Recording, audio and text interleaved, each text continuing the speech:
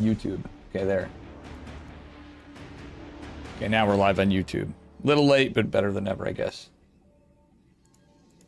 It's supposed to be. Yeah. All right. Well, it says it's black, but we'll see if it goes in. At any rate, here we go. It is a standard PVT opener from Bolmy. He is scouting out that nothing's back home. It's not double gating or anything. Percival looks like he's going for a Reaper first. Is he going 2 racks proxy Reaper? What's Bolmy do? He's getting another pylon. Cybercore's not done just yet, of course. Bolmy is going to try to catch this. We are live on YouTube as well. Not that anybody watches my YouTube in good numbers. It's what it is. Especially for this stuff. I can't wait to get into other content, guys, at some point, but it's going to hedge on the new job, burrito stuff. I hate the stalker opener. Bolmy. Let's look at Bolmy's vision. He did scout where the racks are, etc. He sees that it's Reapers. Bolmy needs to try to drop a shield battery, mate. In my opinion. He does want to expand. He wants to get into a spot where he's okay, but I get that. But dropping a shield battery against 2 racks Reaper could be clutch. Okay, never mind. One's just going back, so he doesn't really need to. Would be helpful, but with 2 stalkers, he'll be able to deflect. He does get the shield battery in. Probe hides, drops the pylon. It's just 3 Reapers. Percival has his factory on the way. And in a way, I don't really hate this. Bolmy with a probe out in the corner of the map. Looks like he's going to try to do some cheeky stuff. Reapers are deflected for now for Bolmy. Doesn't have warp gate on the way. And yeah, that'd be that. No worker production either because he wants to get into... I guess he's just spending his money as effectively as he could because he's, you know, kind of in an awkward spot. Percival has his CC on the way. It looks just okay for Percival behind this. He can just kind of chill. He can harass with the Reapers or keep presence and posture out. I don't know about this. It's the dance against Bolmy. 3 stalkers will get some good DPS. Nice grenade by Percival. Could have been worse for Bolmy, but he did lose 3 probes. 3 probes with 3 Reapers out. Yeah, the Reapers shouldn't be too bad after, but SimCity obviously dealt with. Alright, I like the fact that Percival's going into a Cyclone and not into Hellions after this. Bolmy proxy in a Dark Shrine. He's going right into DTs. The problem is this is a double gas opener, so it's very possible we'll have a Raven. Percival does like Banshee play on double gas, but he's going for a reactor on his racks and going straight to a medevac Cyclone drop. This could be a problem for Percival, though, too. It is possible. Bolmy going into Blink. Playing it kind of standard, just with the Dark Shrine out in the map. No Robo yet, because of the situation. 3 Reapers still sticking there as a threat. Potentially Blink on the way for Bolmy. We got tanks coming out of medevac. No add-ons being added yet for Percival stuff. I like the fact that he got a 3rd base, though, because or 3rd gas, rather. Simply put, so he can catch up on add-ons and get into stuff, because this will delay his storm, etc. And he's making Plain Jane Naked Marine so he can load up with the medevac and the 4 Marines. Percival going to push. He's going to have Reapers, Marines, etc. Dark Shrine finishing up a Robo coming. No proxy gate. There are 2 gates. Second's going to finish up the 3rd. That's the Robo, so it's just 2 gate. Proxy gate potentially going down, but a Dark Templar is out. Percival going to aggress. Bolmy doesn't quite have Blink yet, but another Chrono boost. Oh yeah, he got it. It's Chronoed. Here comes the drop. Bolmy getting in, trying to get into position. Oh man, he only opened Blink. This would be easy dealt with, but I think that it is going to be dealt with for the time being. Dark Templar just chilling here. Not really doing anything. Bolmy trying to do this. Oh my god, that shield battery is coming in clutch, but Bolmy starting to lose some workers. Decent probe pull altogether. The 1 stalker will be able enough with the shield battery for now to deal with this, and Blink will be finished too as well. Wow, that Blink's done. Bolmy could Blink forward and get... Okay, Bolmy, we didn't Blink. Both Reapers are dealt with. Still, 8 probes in total going down, and it's a boys pull. It's tanks, it's everything. Bolmy slowly warping in DTs, getting a gateway, but he does not know this is here. Bolmy needs to know what's up. This could be a problem. He does have a probe in the map, but he's sending it back home. Bolmy doesn't know where this is. The DT's kind of awkwardly going out. DTs defensively could be big too if the scans are done. And again, oh no, Bolmy, don't send this probe home. Won't be trying to fight this with just one shield battery, buying time back here. Dark Templar is going to get some work, and the other guy not getting so much on the other side of it. Bolmy could use a DT back at home defensively. It could be good because these scans are going to be forced. Okay, it's not yet scanned yet. Bolmy pulling while he can before the tanks or siege, trying to blink up, trying to get out of here. Percival getting chiseled and sliced and chopped at here. Raven on the way, auto turrets on, or missile turrets on the way rather, for Mr. Percival. Won't be chasing down reinforcements with the Dank Templar, catching a tank.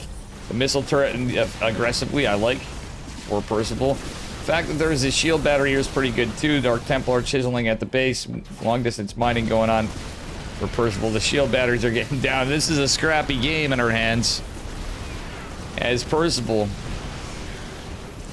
looks to be winning the fight overall. Bolmy is supply blocked, has just a couple DTs. Again, there is a missile turret right here. Oh no, the Dark Templar are going to fight into the missile turret, which is about to go down. There's even a Raven out. Dark Templar's dealt with back home because of the Raven.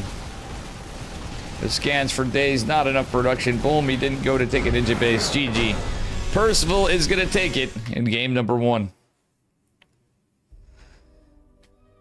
And that's all she wrote for the first game.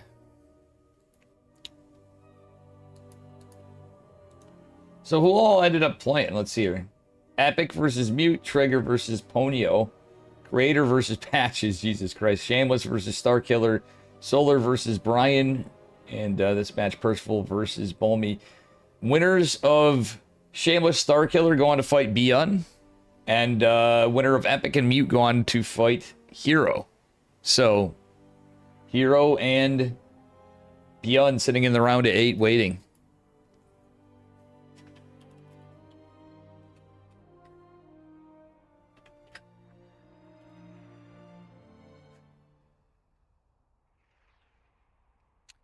I wanted to see, once I saw Percival was on, I'm like, I gotta go. I gotta go here. Seeing Hero and Solar playing tonight is awesome. Beyond, obviously, he's been playing, but Trigger might be off racing a little bit. He says #1 Terran gamer on his stream. I was poking around on streams. Pretty funny to see. Yeah. Looks like we are starting to get other casters too. All right, anyway. Here we are, spawning the upper right-hand corner of Tokamak, up a point in the blue. Give it up for Percival from Kirktown. That's right. That's this team's stream. This stream's team. Well, his opponent in the bottom left in the orange. Protoss probes, it is Bolmy. All right, what do we get this game? Percival, is he going cheeky? He's going cheeky again. Bolmy do love his DTs, but I think that game, if he went Dark Shrine after, it might have been a little more effective. It sounds crazy. This opening blink, playing it a little more standard, but dropping that proxy Dark Shrine, maybe even getting a ninja base, as dumb as it sounds. Yes, it sets up for a base trade, but he did get some economic damage in the first game, but it was not quite enough. Bolmy going for the scout. Percival. Oh, is he go? He's just going for an eBay block. This is just an eBay block from Percival. Nothing too crazy. But he's single gas. Wow, Percival single gassing because of the eBay block. I don't know, guys. We'll see. Probably still going to be a 1-1-1 from Percival, albeit there's a delayed gas. So it's possible he goes 3 racks or something. But I don't know. Percival's not the kind of guy that goes 3 racks. He's a pretty terrifying player. Oh, the SCV goes down. Great catch by Bolmy. Which of the probes killed it? You know, I could get my camera off if you guys want for a bit, just to see some of the stats. I'll get it off for some of it. Which probe killed it? This probe over here killed the SCV. That's actually big for Bolmy. It's something. Probe out here doing something. Bolmy getting his stuff. He's just has 5 probes, which is 1 more than ideal, but actually the extra DPS isn't bad. The thing is, the other probe over here kind of sitting, chilling. Percival still getting a factory, even though he's 1 gas. He's kind of just playing it safer. Did annoy Bolmy with the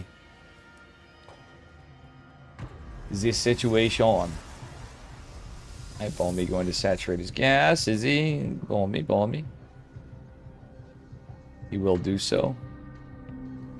Wait, that probe rally. Balmy, saturate your gas. Oh god, it's 2-3. Balmy, why are you 2-3? You're long distance mining your probe. Ay. So yeah, it looks fairly standard for Percival. Very likely a cyclone. Opener, they finish a little faster than tanks. They cost 100 gas instead of 150. And they're good against Stargate. Balmy going Twilight. Balmy with that sussy probe. We'll see how this plays out as the second gas goes down. This is kind of how you do a 1-1-1 opener. Or honestly, you could do 3-Rax Factory, but now Percival is going to drop. Yeah, hey, it might go 2-1-1, but it's very likely 3-Rax Factory or something to that effect. And very aggressive play again. It's kind of in the meta. Balmy going for his proxy.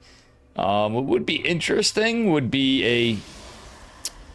You're going to laugh, but a Stargate. He's going to Balmy going blank, but even if you... Okay, he's going charged. This very well could be proxy DT. It could be... He just has the probe scouting for drops, I guess, right there for now. For the time being.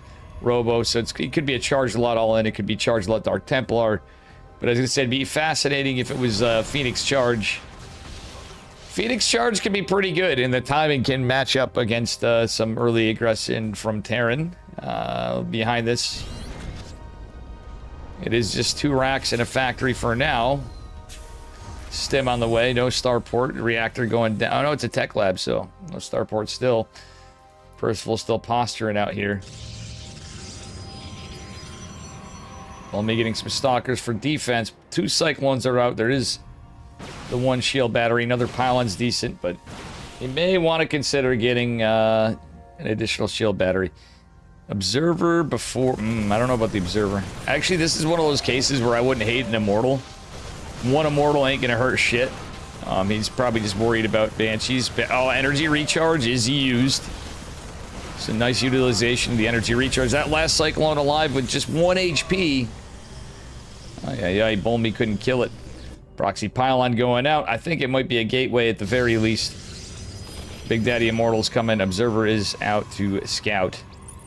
So it is useful to see this, get in position on how Percival does. He's just going to go back home for now. He's going back home, yet he's consolidating. So Percival just now dropping a starport into a 2-1-1 kind of setup.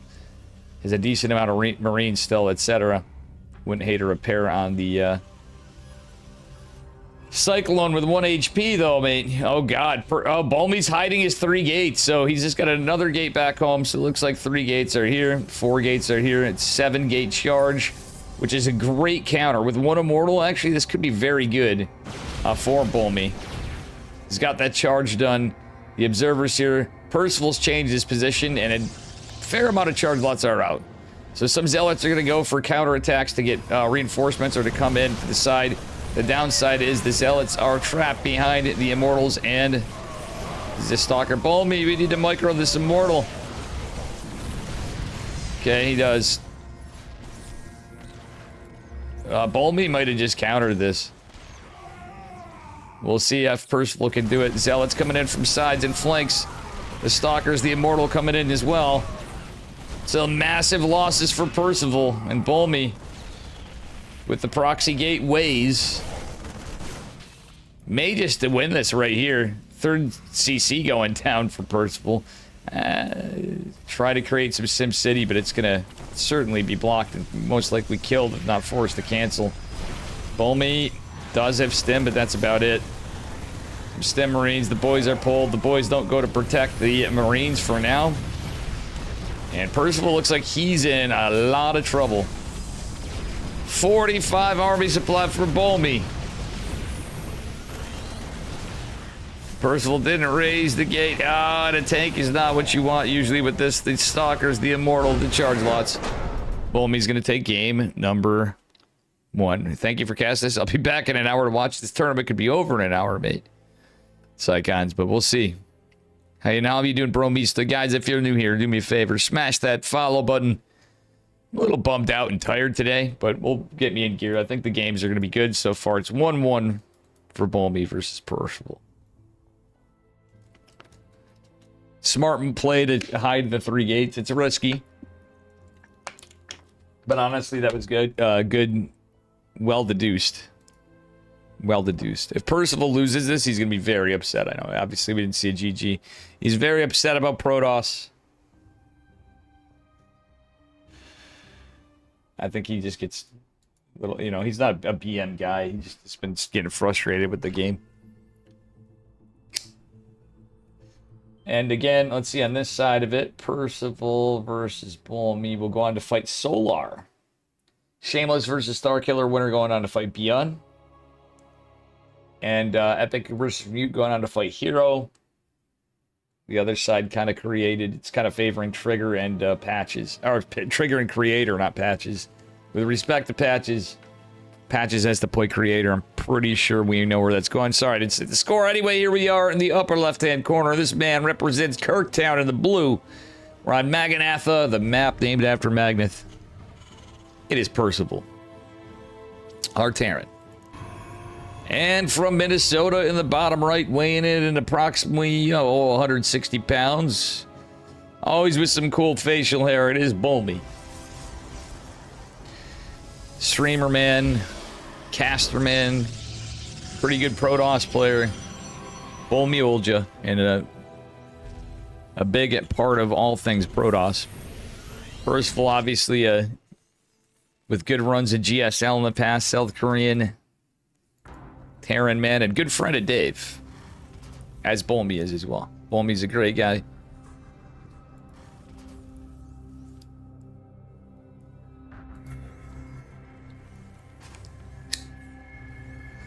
All right, we'll see how this goes.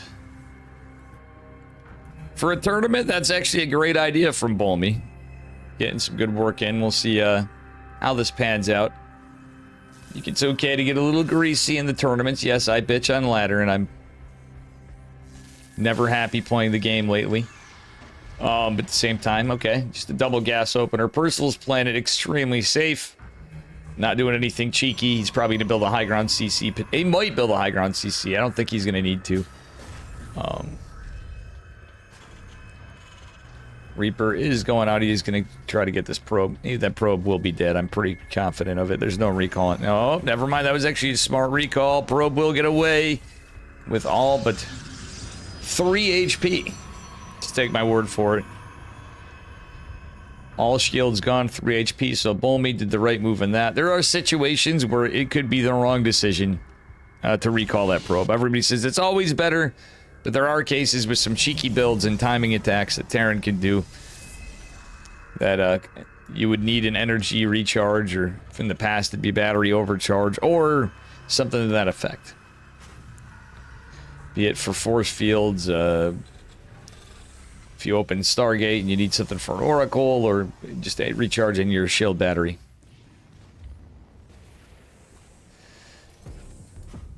Alright, Bulmy kind of camping back at home with the Reaper now.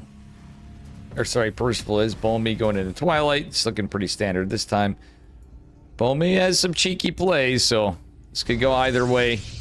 As we saw, it would definitely, with all respect to Bulmy, I think overall, this would favor Percival. He is the higher MMR player. He's a 6K plus Terran on all servers, to my knowledge.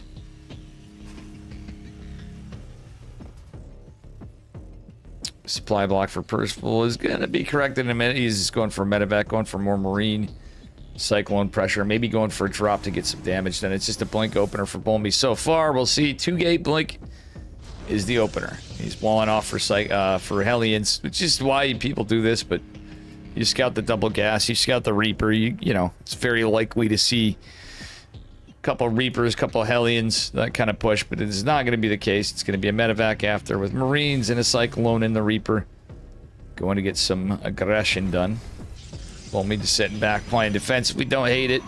He's not rushing a third base just yet. We'll see. That remains to be seen. I don't think he shall. Medevac's taking quite a while to get. Okay, he's got it. He's going with a Viking too. Pulling a couple boys. He's boot scooting boogieing. He's got a tank with this as well. A Cyclone, a tank. 8 Marines, the Reaper, and 3 SCVs. Well, the SCV's kind of pathing kind of weird. That may mess with the timing. The pathing on this map's weird. It is a bit bigger of one. Bolmy trying to get in position here. Supply block for the moment, Bolmy is, and there is an Immortal, which he desperately needs. It's only one Arctosis pylon here. Guardian Shield and the Shield Battery going to be helpful, but that tank does wonders. Absolute wonders. Ugh. Against Bolmy. So unfortunately, Bolmy didn't have a read. He didn't have like a sentry opener to scout. Had he known what was coming, he would have definitely done a SimCity a lot differently there. What are your thoughts on Phoenix Colossus in this matchup? Phoenix Colossus could be very good. I personally like blink openers or some cases charge. But I think Phoenix Colossus could be very good.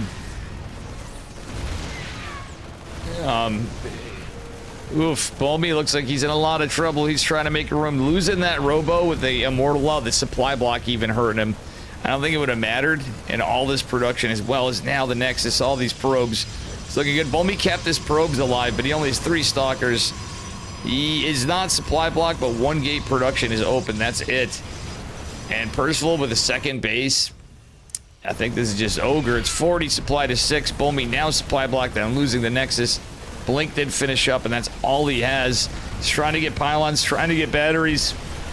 The tanks in some good positions. The Marines, the medevac, the landed Viking. This is a lot of DPS. Percival just target firing down the shield batteries, alternating to the Stalkers. Pylons falling. Stalkers going. Scared of macro game. GG.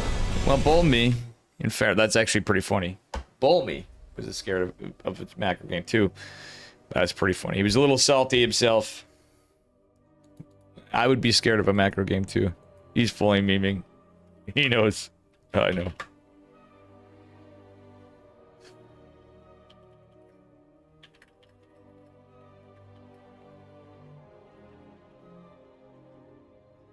Bolmy was just joking around, but he's like, all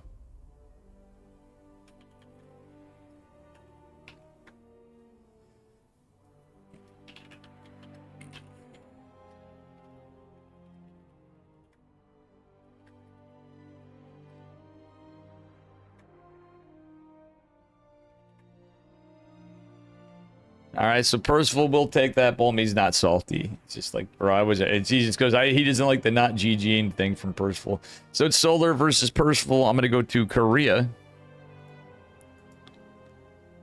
Percival versus Solar.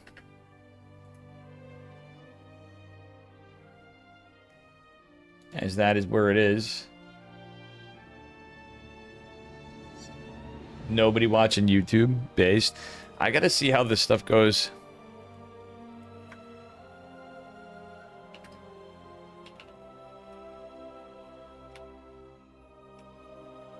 Message Percival.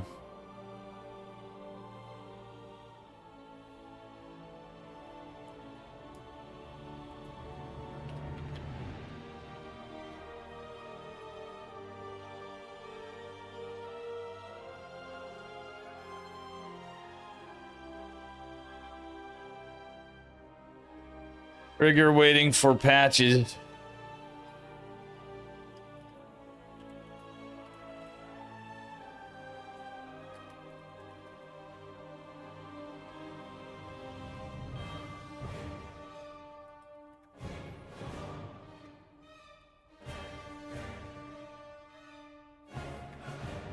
We're going to go to Percival versus Solar. This is going to be a wild one.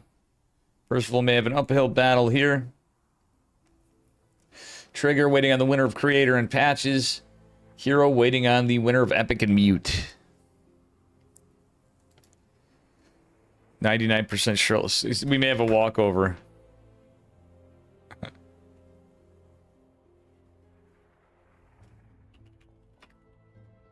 Well, we may have to go to something else because Solar may not. We have Bjorn versus Shameless. Or Trigger versus Creator. I guess we'll go to Trigger.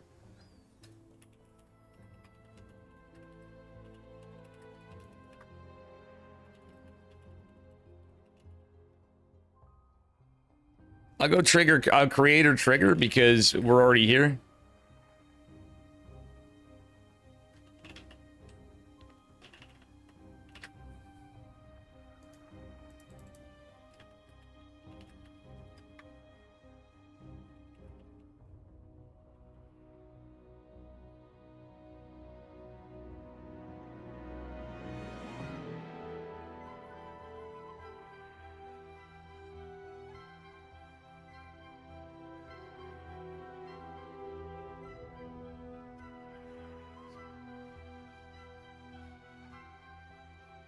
Chat, do you want Creator versus Trigger, or do you want Percival versus Solar? I'm a little biased just because...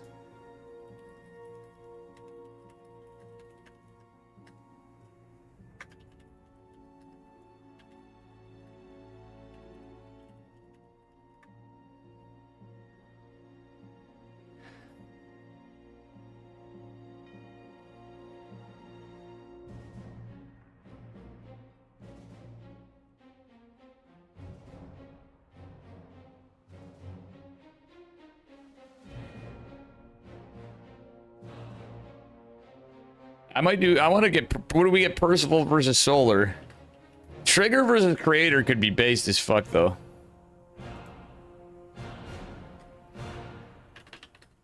No one getting Beyond and Shameless, interestingly.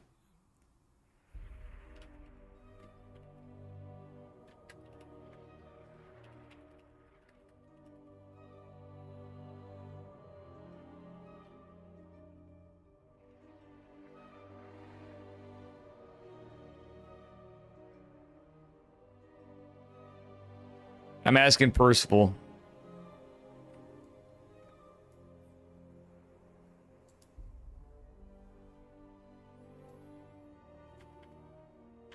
Steadfast is probably covering.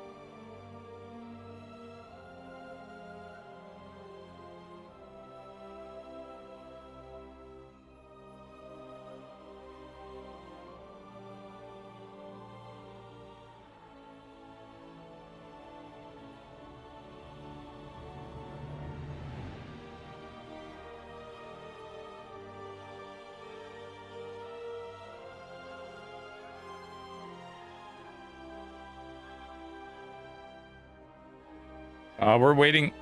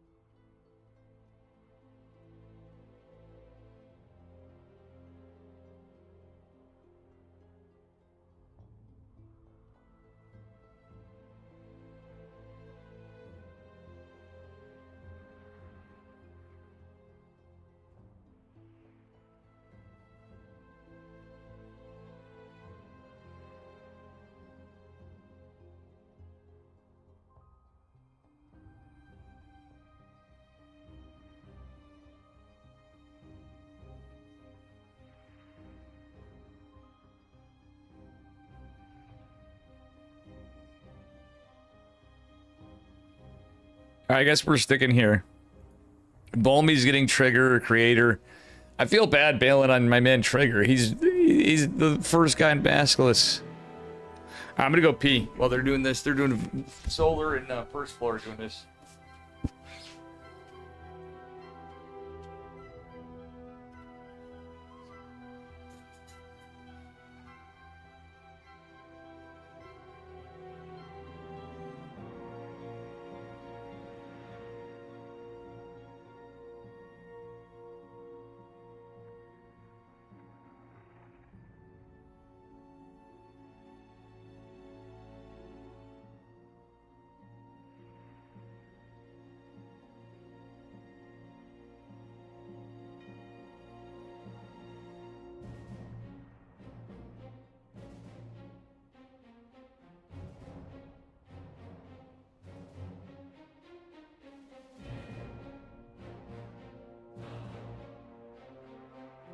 All right, they're just doing their vetoes, and we got some games coming.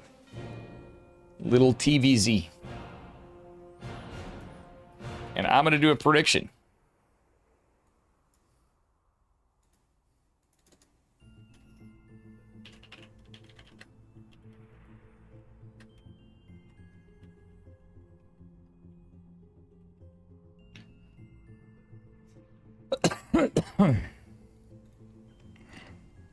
This has a typo in it, I'm sure, but get those points in, guys. I did a prediction for you.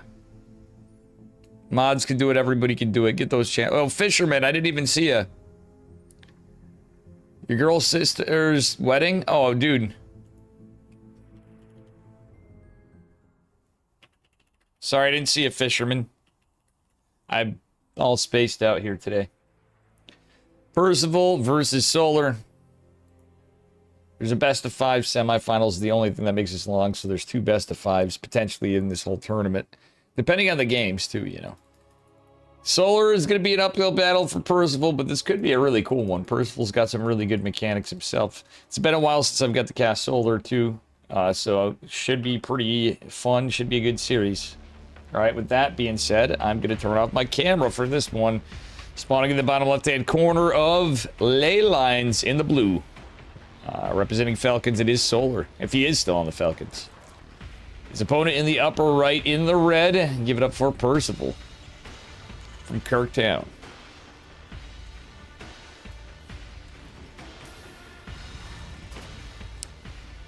Yeah, should be a good one.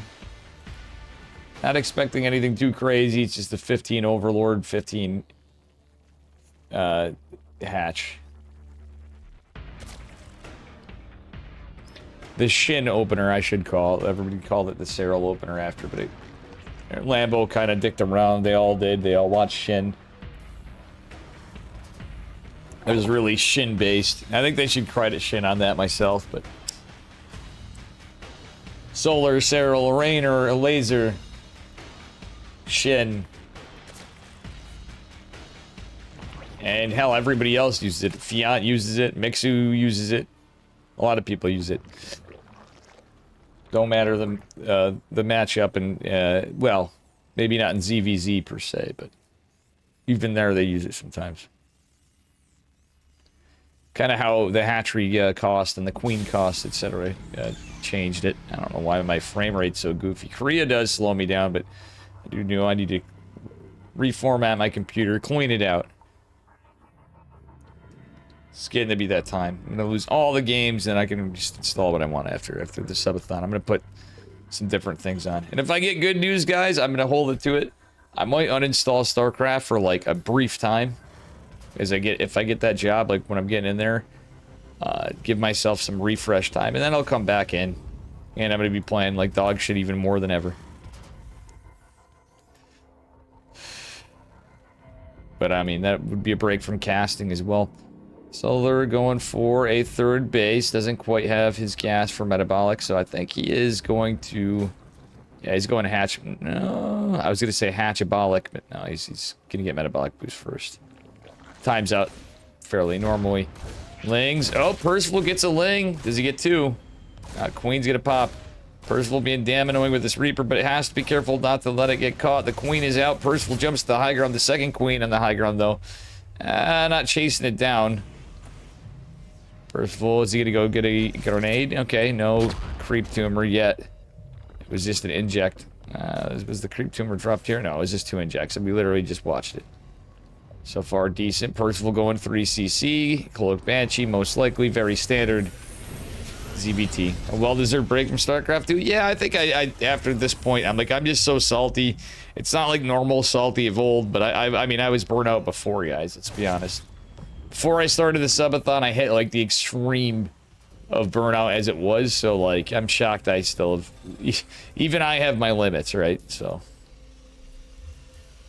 I do hope to work on some stuff. What pisses me off is if I get the job, I might do it for a month. I changed my subscription for Adobe, and I don't want to get locked in. I luckily caught out, like I must have been at the time for one of my subscriptions in, because they really scam you on how they do some things. And, okay, Percival immediately going with his first 2 Hellions.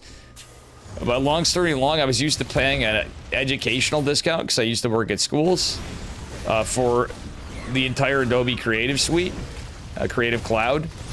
And the thing of it is, oh, Percival getting some decent early game damage, but is going to lose these, I believe. Yes, he will lose one Hellion. Percival, get out of there.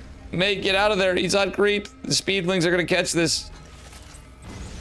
He's trying. No, yeah, he's going to lose that Hellion and possibly the Reaper. Third CC's done. Cloak Banshee in the way. Cloak Banshee number 1. We'll see what happens from here. As we are starting to get the wall. Everything looking pretty standard. Percival, Macro, and perfectly fine behind this, as is Solar, but still Solar did lose 6 drones and 5 lings. That was actually worth it for Percival, technically. That was a nice catch. Obviously, Zerg's still going to be ahead on workers a bit, but the 3 CC is going to be good. That was nice to get that earlier on. 3 Hellions going in, trying to poke at the third. Percival trying to be defensive. Does have 4 queens. Oh no, Percival not paying attention. He's going to send the Cloak Banshee out. It's going to be scouted.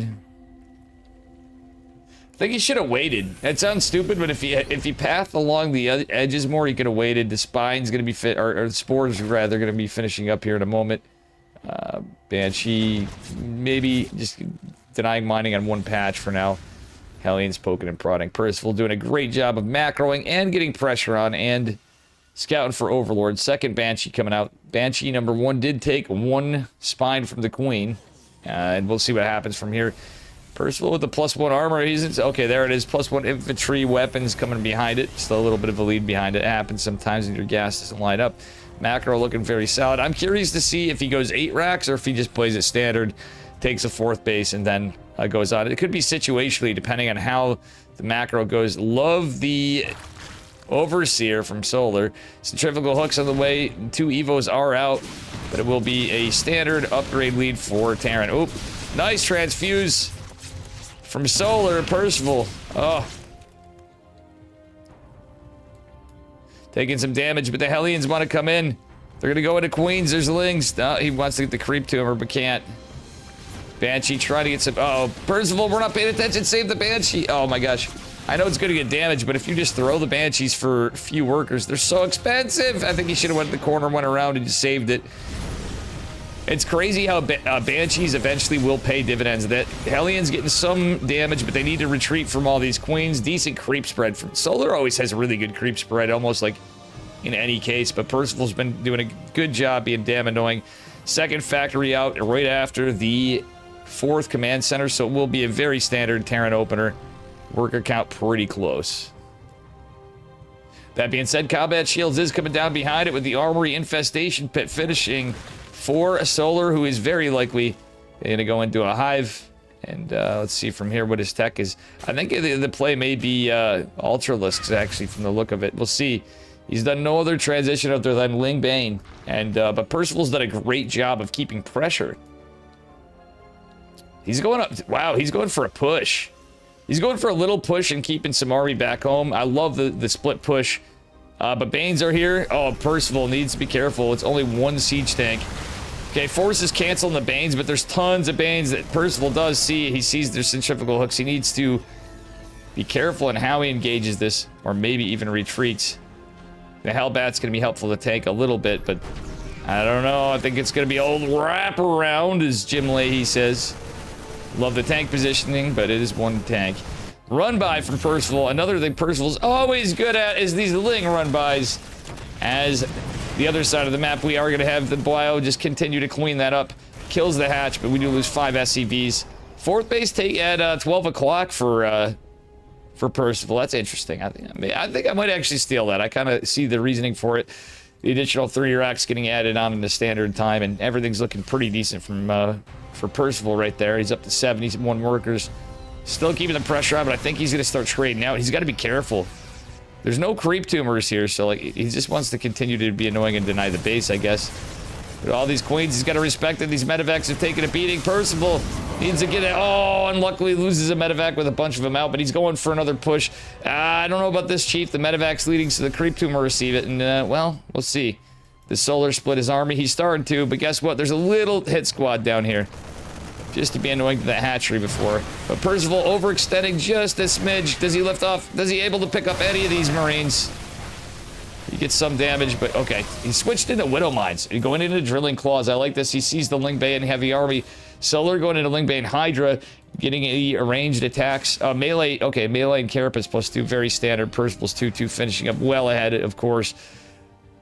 But it's going to be Widow Mine Tank. Which is kind of par for the course for this level of gameplay. Widow Mine Siege is a little late and does not get any damage. There is one cheeky one behind it, and will it get a hit? We'll see. Percival backs off the Lings over there, and the micro from Solar is pretty good, but only a Baneling gets taken down. Like the Marauder with it, we do have concussive shells coming behind this vehicle plating in the 5th command center getting made. Adrenal glands coming down. I don't see a Lurker Den unless I'm mistaken. Okay, there's the Lurker Den, so it will be Lingbane Hydra Lurker. Ghost Academy's on the way for Percival, but he has to be careful. He needs some good Widow Mine placement. Yes, there is an Overseer. Yes, there is Drilling Claws.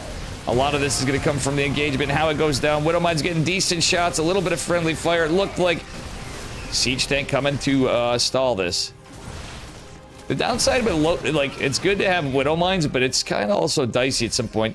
Ooh, these Vipers do have a fair amount of energy here. We do have Muscular Augments just coming down now. This Lurker Den coming behind it as well. And Percival did a great job killing that hatch. He's kept the hatch count down. It's a 5cc Terran to a 5-hatch Zerg. Neither player really floating a lot, but they're starting to get a little bit of a bank going from set economy.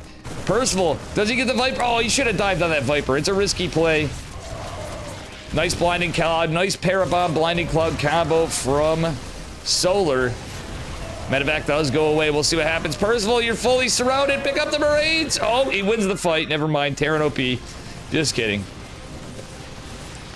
Like the Biona Liberator route? Yes. The Biona Liberator, it's situational. Liberators can be good, but when you're going against a high Hydra count, oh my gosh, that gets absolutely bodied. But Percival gets some good damage on the other side. Wants to kill these Overlords if he can. Percival needs to get these medevacs and get his army. Sieging the tank ain't gonna help. He gets one hit on the Hydras and some Lings. That's about it.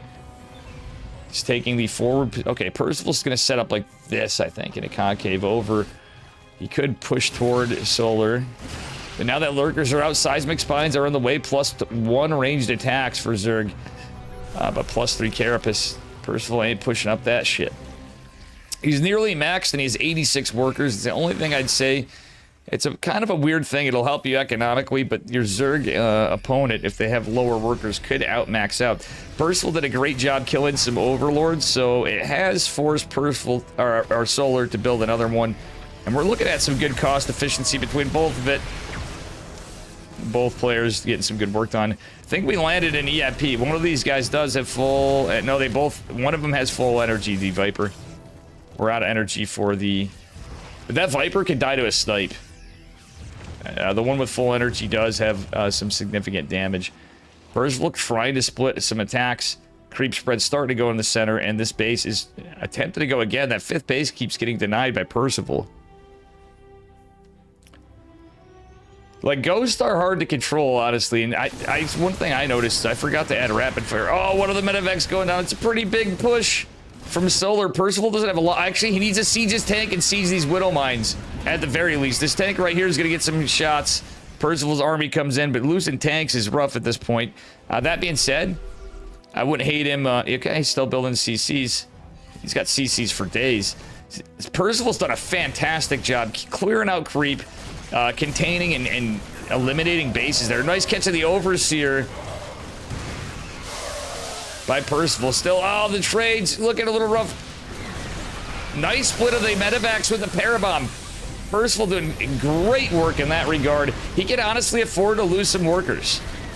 I feel like it might actually help him a little bit, depending on if he keeps this planetary fortress alive.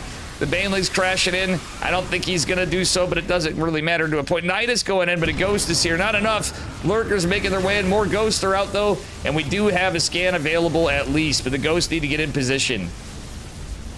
Oh, both extractors going down. We may lose. Some snipes going out, but not enough to kill them. Boys are even being pulled into here. Percival trying to get back in position. This is where Liberators would be helpful, but we are going to lose one of the racks. Losing both the gases is rough. Percival has a lot of bases. Planetary trying to come in. We have the nice lunge coming forward. Widowmine comes in kind of clutch here, except for the... Oh, here comes the Banelings. The tanks are here.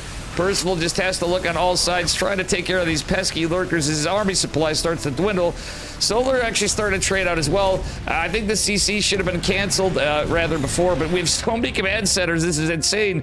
Percival a little low on money now as the dying. Both of them are. We have Infestor, Hydra, Ling coming from Solar. Percival down to 50-something workers. Crazy as it may be, I wouldn't hate eking workers out as he gets... he's going to need scans, but... I think realistically, mule hammering it out a bit wouldn't be a oh no, the tanks! Oh, doof. Percival actually was leading an army supply for a bit, or had a potential to. If he gets in a good position, I think some of it's like, yes, he's been great at splitting stuff up. Oh, the changeling block into command center. It's kind of cute. I wouldn't hate him changing position or alternating over here with the command center. He has him for days. Very good job spending money by both players, but Percival's kind of this... Well, actually, Percival can eke out units and keep this 53 worker count. It's going to be about trades and having a massive Terran army that the Zerg cannot contend with. Oh, Widowmine's getting good hits on the Ling Bane behind it. We don't have lurkers for right now. The Infestors could be a bit of a pain, but we do have plenty of Ghost. 5 SCVs falling. Yeah, okay, good. This is where Percival SCVing up again. I don't hate it. Yeah, to the slightest. And Nidus going here for reinforcements. Nidus is for days. Honestly, nice hot pickup from Percival as he goes back. He's trying to just trade off, get some damage. Widowmine's over here.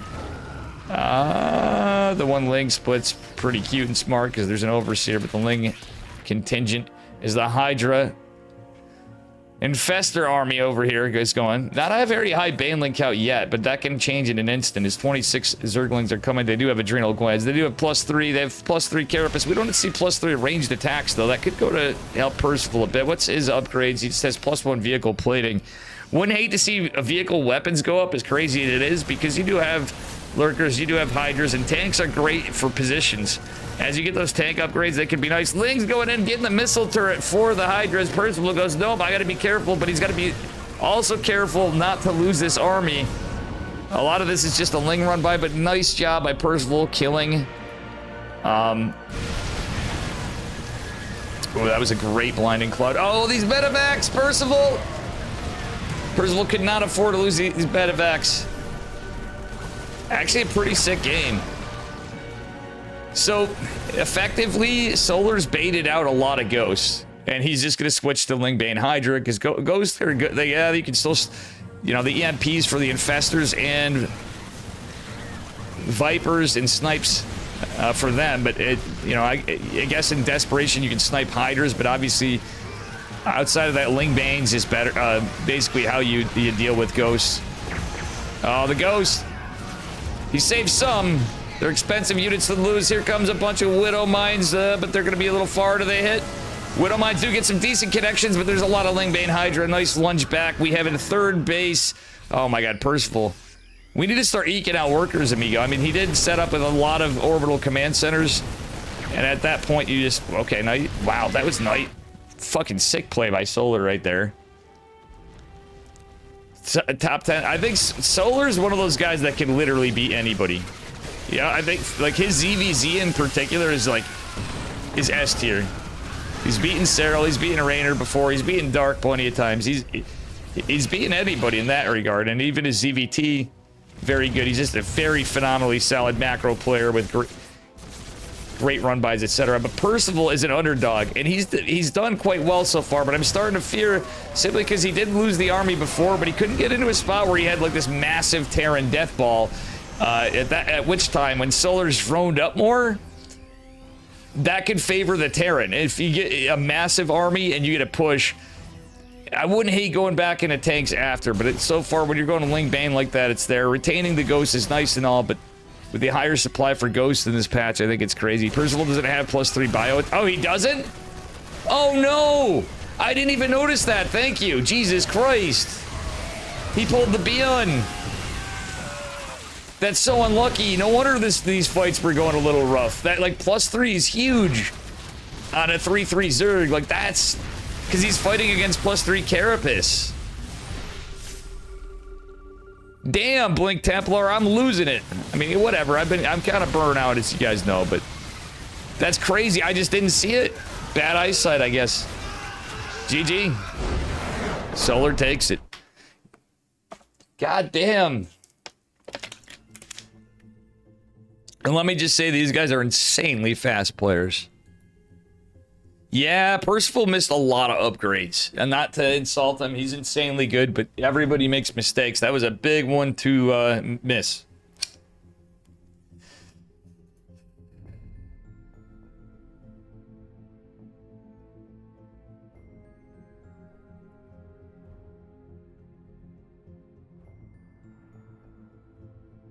I feel bad. I remember giving the best.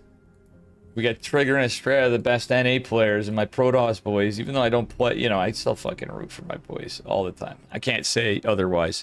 Percival's one of my boys. Trigger, the first Basilisk team member, by the way. Always, we gotta root for North America, all right? In any race, in any case.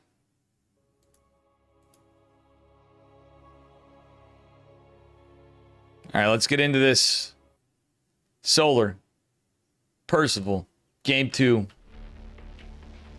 And we are on Persephone. The favored player, though I'd say after that first game, not an easy just curb stop, to say the least. In the blue from Team Falcons, it is Solar, going for a 15 Overlord opener. His opponent in the bottom left from Kirktown, in the red, it is Percival.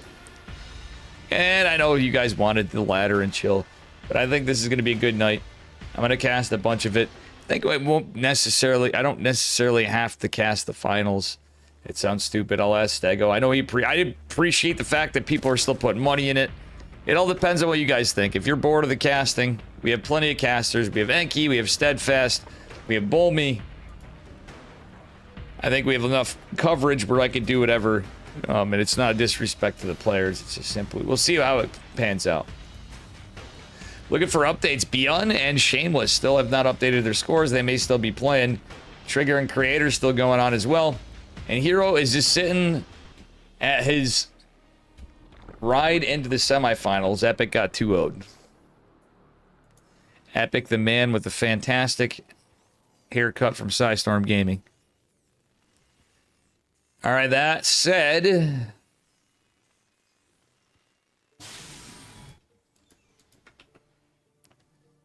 first of all, going for a very standard scout. Everything's, you know, we've seen this a million times, folks. Since the change, the only change that was new was on the patch and the hatchery timing, etc. So, you know, Zerg's kind of reworked how they did things because of the 25 mineral cheaper hatchery is part of it. The other part's the Overlord scout timing and the second Overlord. First Overlord's looking just to make sure it's not 2 racks. Reaper. That's something that I think Solar would be more afraid of with Beyond. Because Beyond typically does it, that's why I mention it. He's a big 2 racks Reaper into 2-1-1, generally speaking. Not so much the Oliveira build as I call it. Rip Oliveira from his retirement. Still, 6-ling opener from Solar. Ooh, spicy, spicy. He wants to get this Reaper really bad. Percival kind of playing with fire, but he is going to drag this on. So what this will effectively do for... Oh, wait, it didn't, actually. Solar did cheek out a drone. It was to keep Percival busy. And, okay, Percival will confirm the 3rd base. It did delay metabolic boost, though, so how Solar went about this. Ling speed is delayed. That being said, we do have the starport coming. Reactor setting down for his 2 Hellions as soon as he has the money. Mr. Percival and his 3rd CC is hiding it. I like this because the Overlord's coming back for Scout from Marine. Okay, the Marine's guarded. I kind of like this. It takes longer for it to land, but that's kind of a cute spot for it. Reaper's still out for now. He knows he's got 6 lings to deal with. Metabolic will be coming. Percival needs to pay attention if he doesn't want to lose this Reaper. First 2 Hellions on their way. We don't have a tech lab. Wait, what? Oh!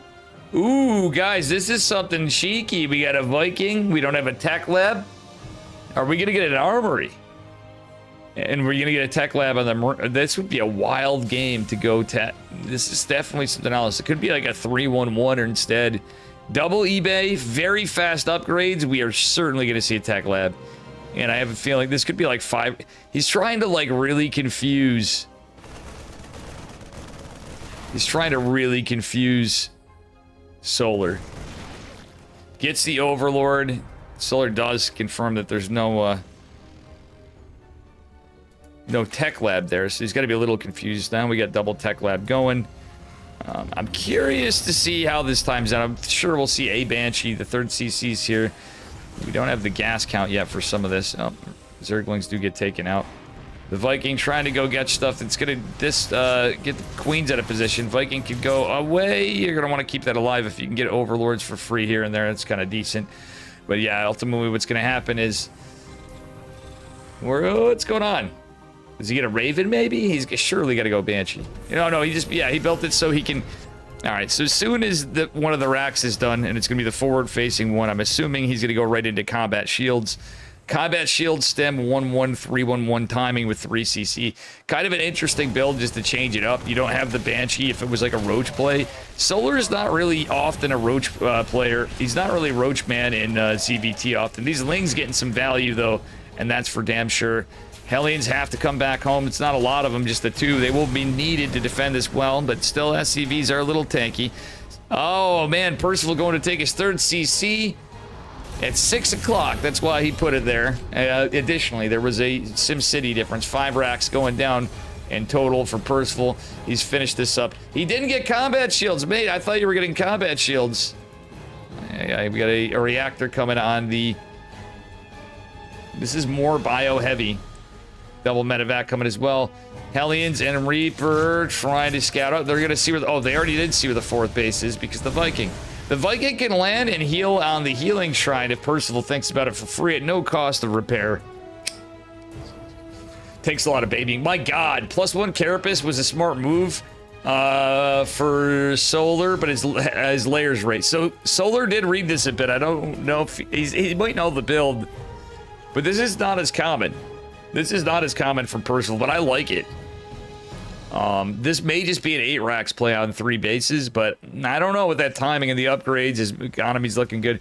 Oh, Percival, you could have saved all that money and had mining time if we just used this with the Viking and you can erase it again. Percival going for a drop with some heavy timing. If he gets this before... If he gets this before... Well, +1 Carapace will be done. Still, he's got combat shields just going... I get why all this added up, but I do think combat shields would have been good. He's got a tech lab for another factory. Do we have another command center? It was a little behind on the 2-2 because the armory finished up. The centrifugal hooks is not done. We're going to have Hellions, the Reaper, and... Well, now they could be Hellbats. Percival, drop them. Okay, there we go. Hellbats. Reaper leading the charge. There's a lot of Ling Bane. The Reaper scouts it. It's thrown asunder. Oh, no, mate. You want the Helly? Ah, the Hellbats were in front. It's a lot of Ling Bane. Medevacs do pick up what they can. Percival's so goddamn... Or, sorry, Solar's so goddamn good. This 3rd base is in trouble. Percival, we need to lift it. Oh, God. He lost 6 SCVs. I get the power of the build, but never underestimate the power of speed Banelings. Oh, the Lings are just getting so much done to Percival. Solar with 5 hatcheries. I think if he went in with the Hellions, just poked to look, and then like dropped on this side, Percival could at least cancel the hatch, if not killed it. But there's always trade-offs when you're doing different builds. Ling's gonna have to respect this for now. Percival trying to get some creep. He gets every creep tumor, but there's so many queens. Percival has to watch it if he wants to keep the medevacs alive. We'll get some of the Marines, but not a lot. This game is looking a little rough sauce for Percival, but he's going out for a push. He's down in army supplies, the thing, but he does have a good amount of Widow Mines. He might hit a 2-2 timing. We are going into melee Carapace +2, but it will be one less upgrade for our Zerg. Marines coming in.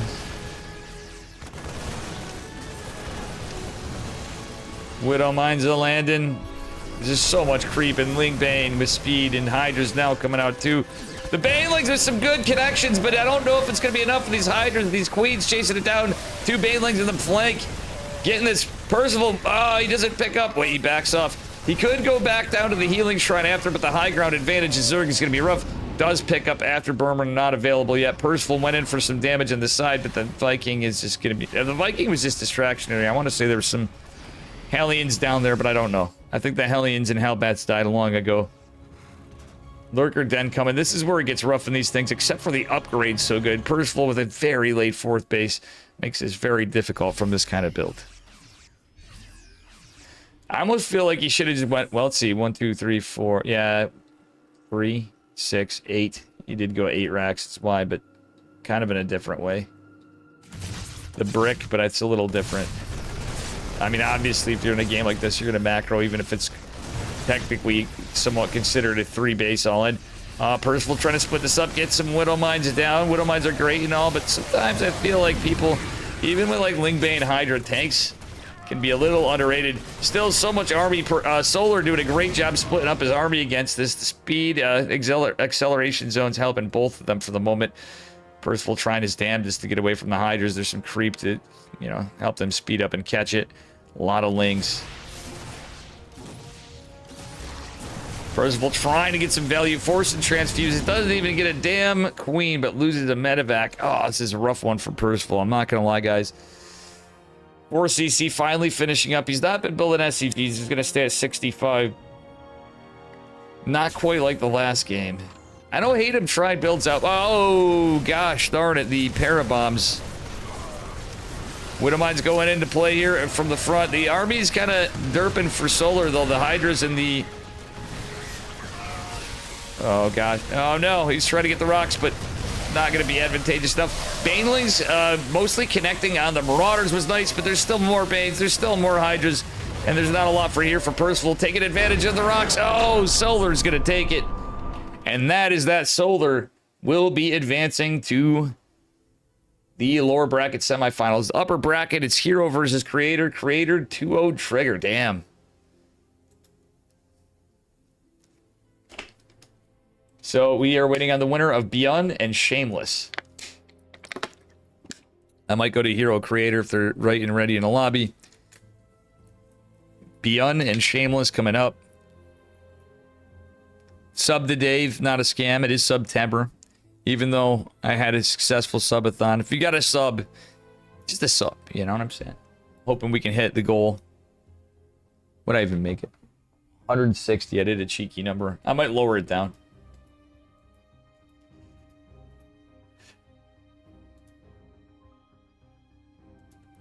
So it's Shameless is beating Beyond. So the fact that their games are so long, nobody's covering it.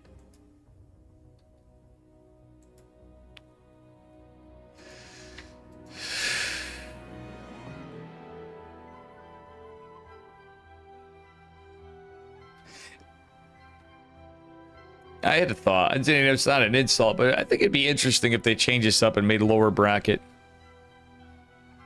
Yeah, I mean, he's still good. Yeah, he seems like he's depressed, honestly, which I don't blame him. But he did peak at the game, and there's not much left, and he's honestly really good. His Terran's insane, too. Currently a bug where if you click your profile in the ladders and the friends, and then the friends, the game will close. Interesting. Kind of understand that, Ballistics.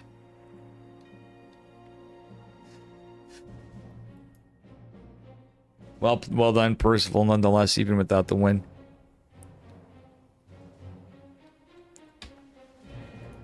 Wait. Did we get results?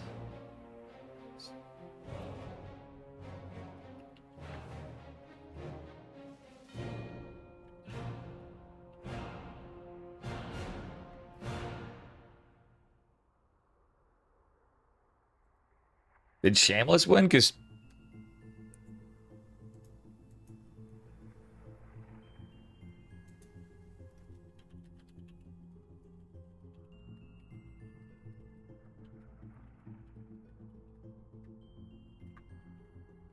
I'm gonna go check on NA and see if Shameless beat Beyond.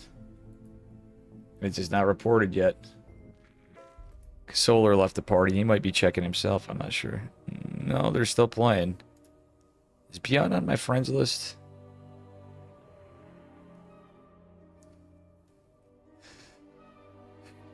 Bunny is... He got tired of Dave. He defriended me. No, I'm just kidding. I could probably send him one. I didn't know Bunny was on my friends list. It's hilarious. I literally had no idea. I forgot. Well, I'm just going to go back.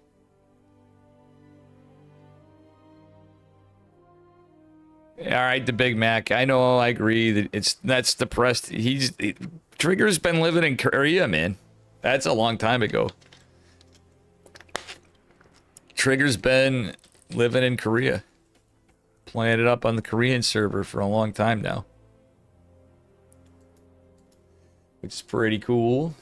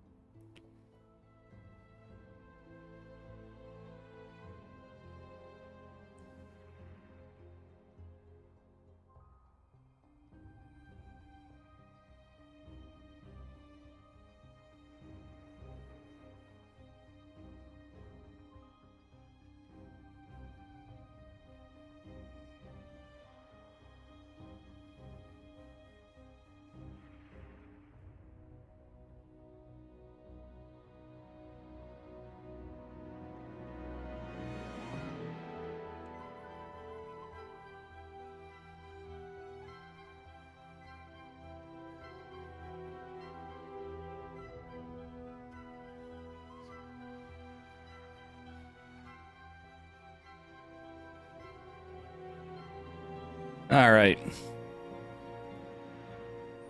I want to cook some ramen, but I don't have time.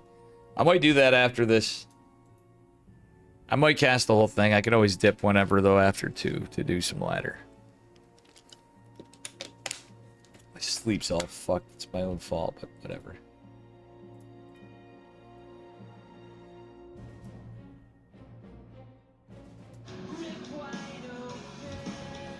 Oh, I don't want to get DMCA'd. Mute. Yeti getting his reps in.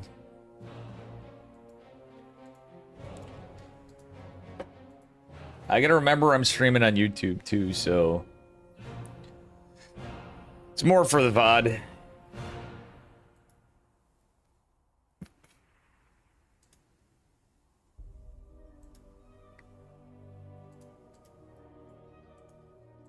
Beyond and Shameless are having some goddamn long games.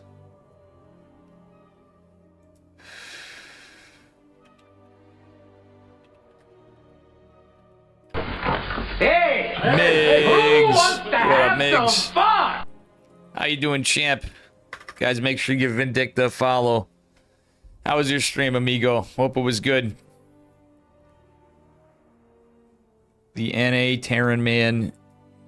Go to Reno. It was Smoj Dimply. Oh, no. Not the Smoj. Vindicta getting queuing all the Protoss. Queuing all the Protoss.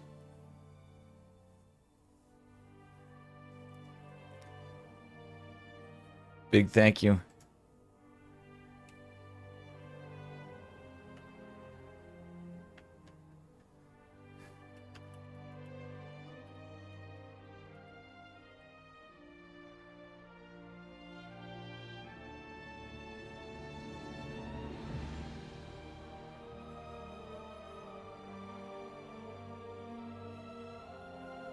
I'm doing the smoj, yes I am. I'm technically smojing.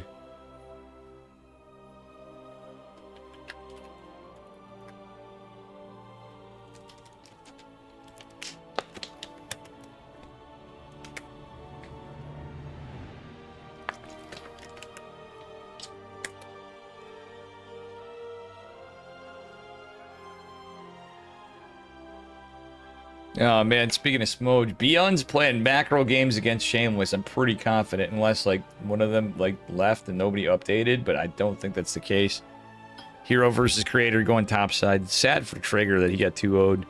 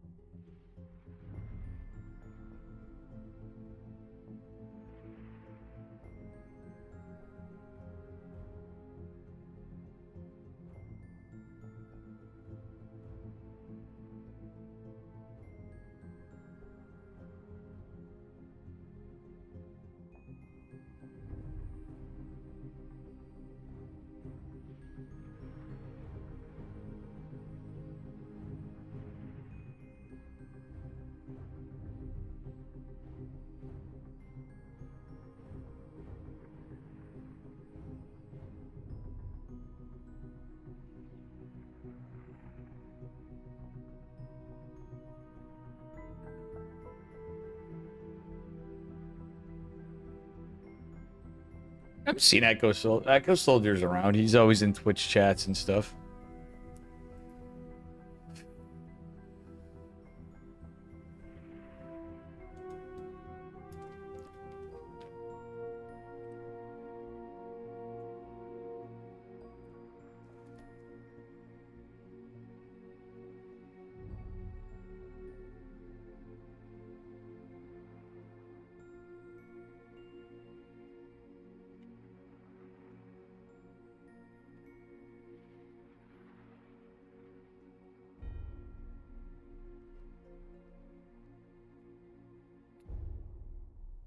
Yeah, I don't want to get. I don't know. I try to. Oh, we got a game, but it's I guess we'll go into. No one casting.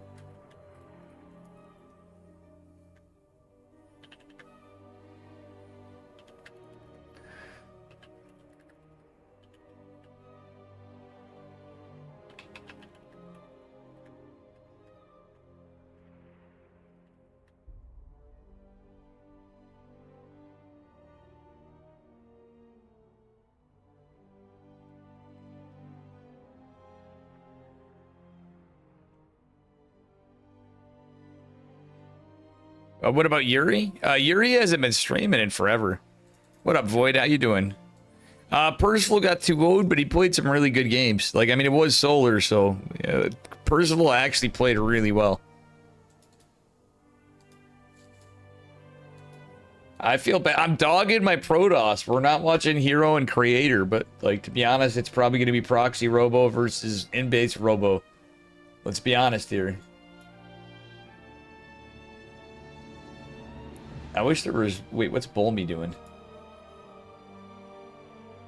Creator versus... Okay, Bolmy's on Creator Hero, which is good. We're just waiting for, We're waiting for Solar, Winner, Beyond, Shameless versus Solar. I'm gonna end the prediction. Nobody vetted. Just gonna delete the prediction because no one had any points. So I'm not gonna do predictions because you guys bitched if I have them, and if I don't have them, and then after when I do actually make the predictions, nobody fucking uses them. So guess what? No predictions. Get fucked. No TTS, no song requests. You get a chance to get more of it. We have tons of things you can do with points.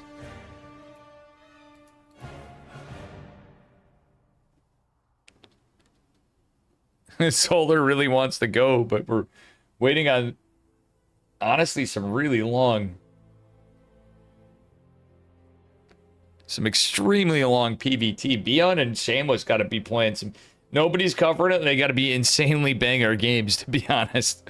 If they're this late, like, I wouldn't be surprised at anything. They've obviously been in the late game, and they might be on, I'm assuming it by now, they're on game 3, well into it, but I have a sneaky feeling they have a hell of a series. I'm gonna see if I can get the replays after.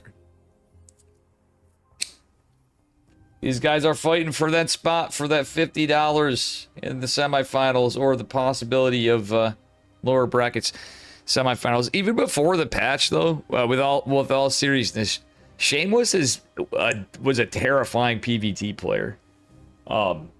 Before the recent patch, he's definitely been a player showing a lot of improvement all together in all the matchups, be it PvP, PvT, etc. He's taken down Max Packs, he's taken down Hero, even in PvP side. So the Russian Protoss looking pretty good, but it is Beyond. Beyond's been struggling, but obviously a very formidable opponent. I think that series could go either way from how long it's taking. But nobody has coverage. Got pull me up to see what's going on the other side. Everybody's waiting, the other casters as well. Enki, Steadfasticus, etc.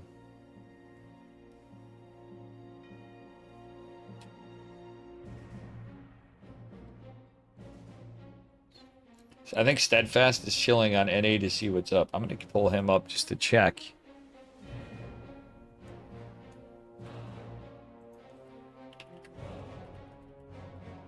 All right, 1 minute. I'm gonna use the bathroom. We're just waiting anyway. I'm gonna take advantage of that.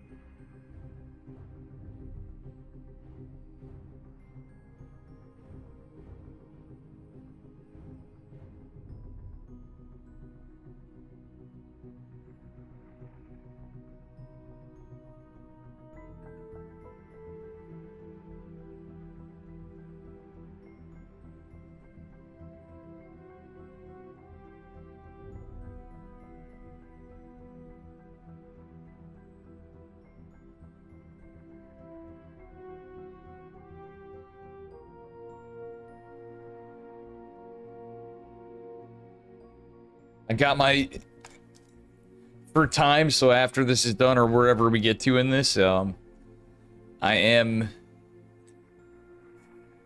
going to immediately start my Shin Ramen. I have water in the pan and the ramen sitting right there on the stove, like ready to go. But I had plenty of time to start it up. I will wait until we're done. But I'm a little hungry. Probably throw some frozen veggies in there. I've not been eating good the last 2 days.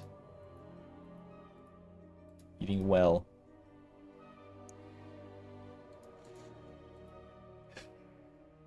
Hell yeah, Floyd. So, we still don't know what the fuck's going on. Nobody does. Nobody knows. Meow, meow, meow. Oh, hell yeah.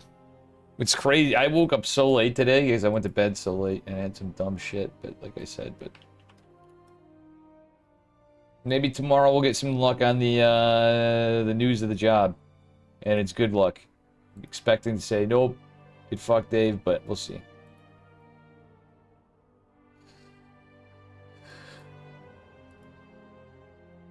I did find some jobs nearby that I applied for too. Which I've applied for them in the past too, but I'm like, we'll keep going. We'll keep going.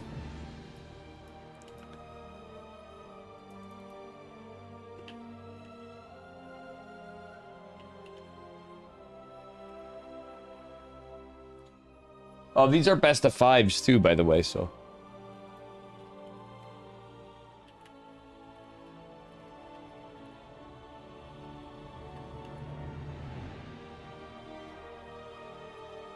Thank you, I appreciate that, yeah.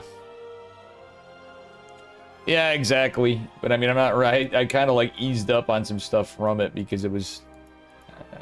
took forever to even get interviews, period. In summer, I had some. I kind of regret not doing the one, but I'm glad I didn't get pigeonholed into some fucking shitty, low-paying, shit-tier job, you know?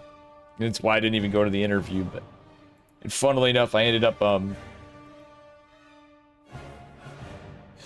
yeah, I won't get into it.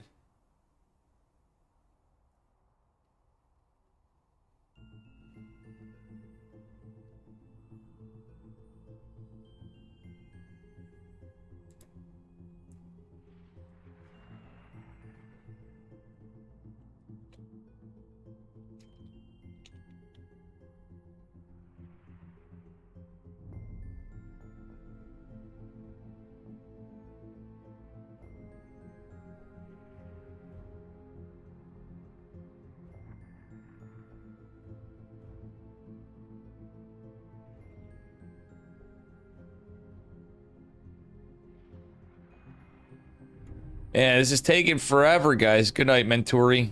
Hope you had a good night, man.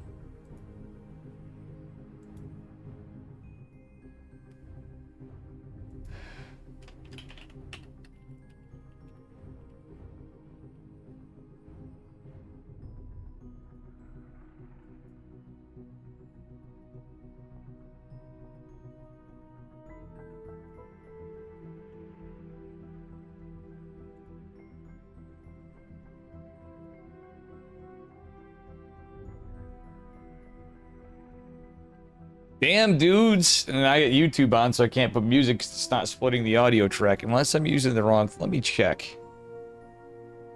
No, I'm using the right thing, but I forgot how to use it. Unless they did it differently. Straight.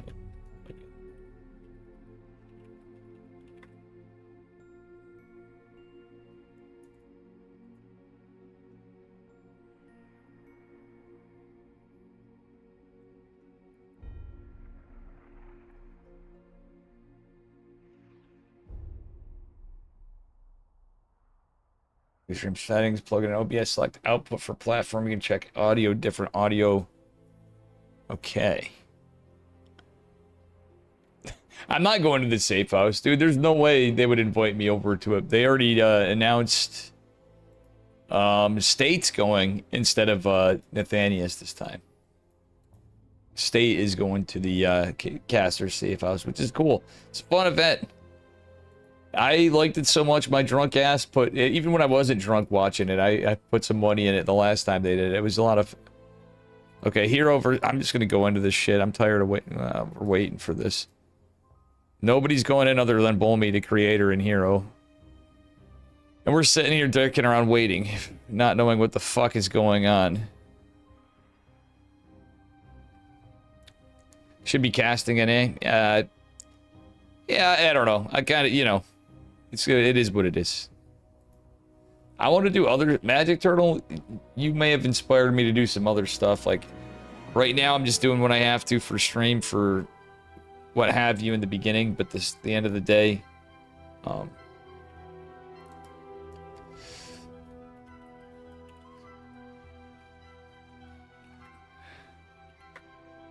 gonna go check NA again to see what's up. I think Steadfast might be waiting there. I appreciate that. It's just kind of like how things worked out in... I think I obviously did a horrible job. It was the situation. Stego has my back on that.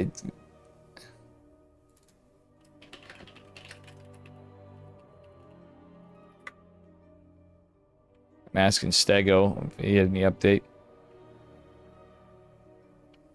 Well, I should be casting Hero versus Creator, because... But no, I you know, as much as I appreciate that, I just don't know. What I would like to do one day is surprise you guys with a cheeky Dave Visits Home Story Cup. And hopefully some of you guys go to Home Story Cup from America, because it seems like a hell of a good time. It's something I always wanted to do, and I do have my passport. You know?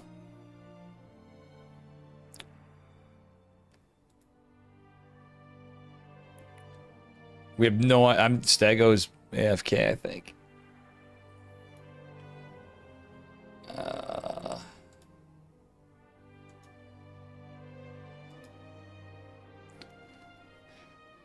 But anyway, yeah. I don't know. I hope that, you know, there's a lot of shit I'm going to have to do is why, but... A break will be in line when I know. I'll be like, yep, if I'll just go on stream what I want to for a bit. Take care of business, because I fucking need to around the house.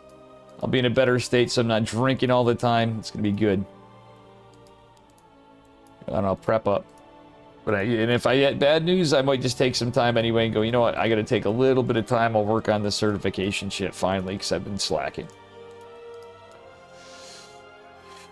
I appreciate that, though, for real. Anyway, let's see. I still don't know.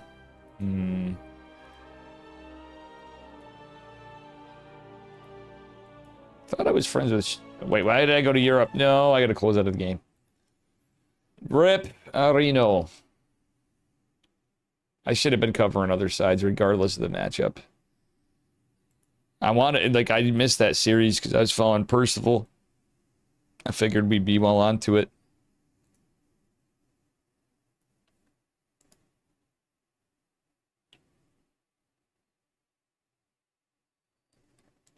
Asia, play.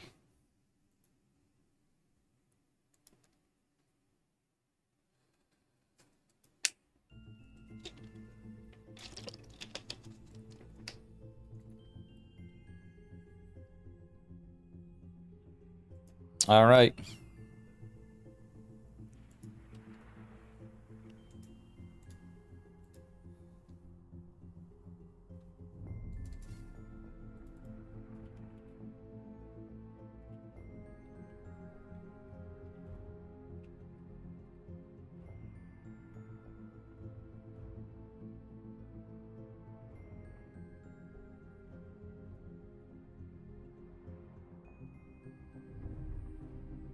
Okay, so we have Beyond versus Solar. We have another TVZ. Beyond versus Solar.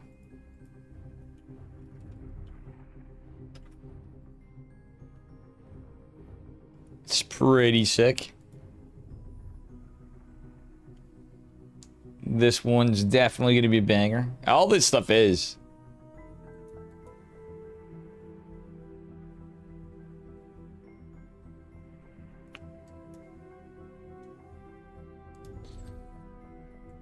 I gotta look at the name. I had so many emails from random stuff.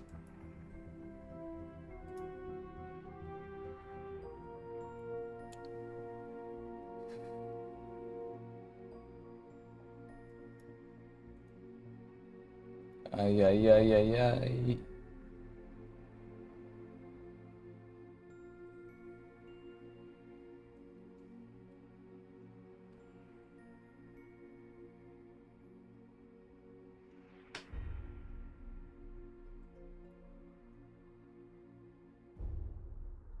Damn, I got some crazy spiders crawling up in here. They've been doing work in the basement.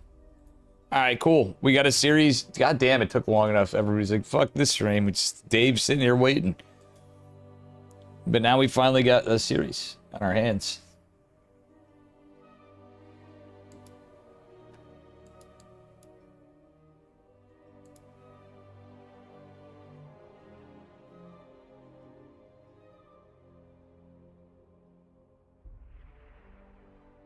Hmm.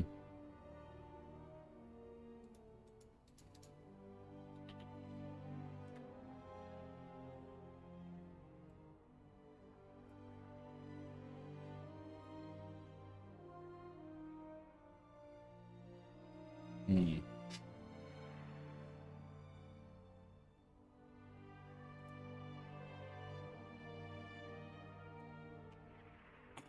All right, we're in the lobby, getting ready to go. Finally, a little bit of games. They're yapping. They were just getting their vetoes in and confirming maps.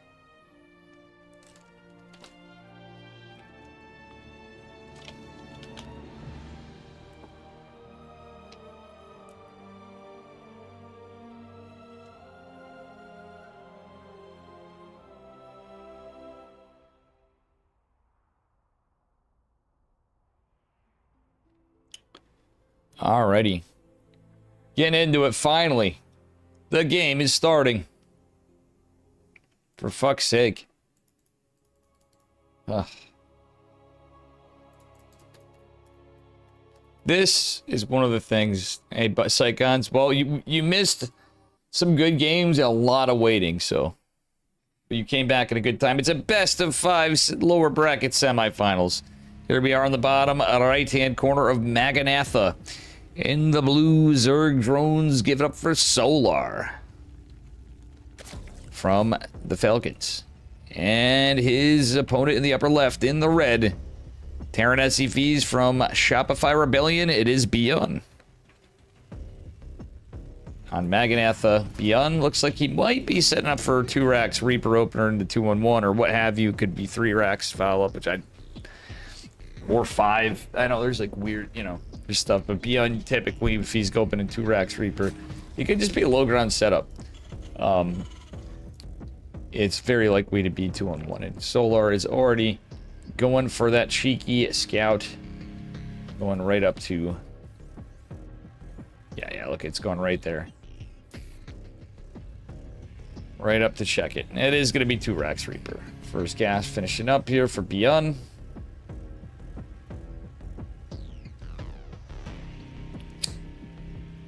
Solar opening very standard.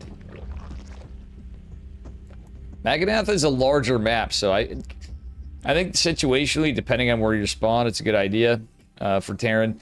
I think it works out a little better down below because of where the position of your tech lab and reactor. If you're going for a 2-on-1, you're definitely going to do something with your bio, obviously, for a follow-up. And Beyond usually goes 3, maybe 4 Reapers. That's it. Second supply depot going on the high ground, setting up for his factory for later, for his next wall, or maybe he might even reposition, depending on how it plays out. Because it's another thing you could do, though it does delay your tech lab, etc. You could reposition and move a racks up there. And then the other as well. 4 lings, 2 queens. Partridge in a pear tree. First Reaper's out. Second Reaper well underway. Beyond taking his CC at 211. This and more at 6. I kid. Reaper diving in. Solar does have a drone out. Beyond getting some good damage on that drone. Will not get it. Second Reaper making its way out. So the catch-22 of this is... Oh, Beyond... Chasing and diving. He should go kill... Look, you know, at this point, this is where... Yeah, you can poke around with this, but he can poke for the third base. He is going to...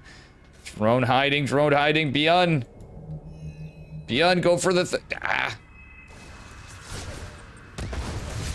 It's just the 3 Reapers. Beyond going for a reactor, getting his factory down behind this instead of getting the tech lab right away. Beyond. Ay.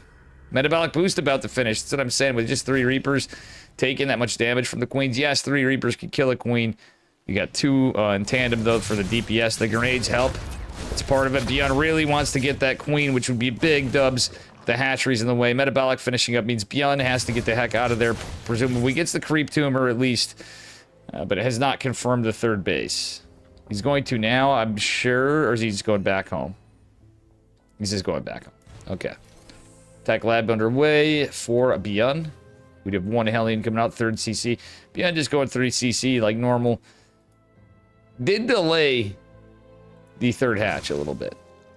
And Solar, just with 2 gas saturation, setting up for his lair most likely.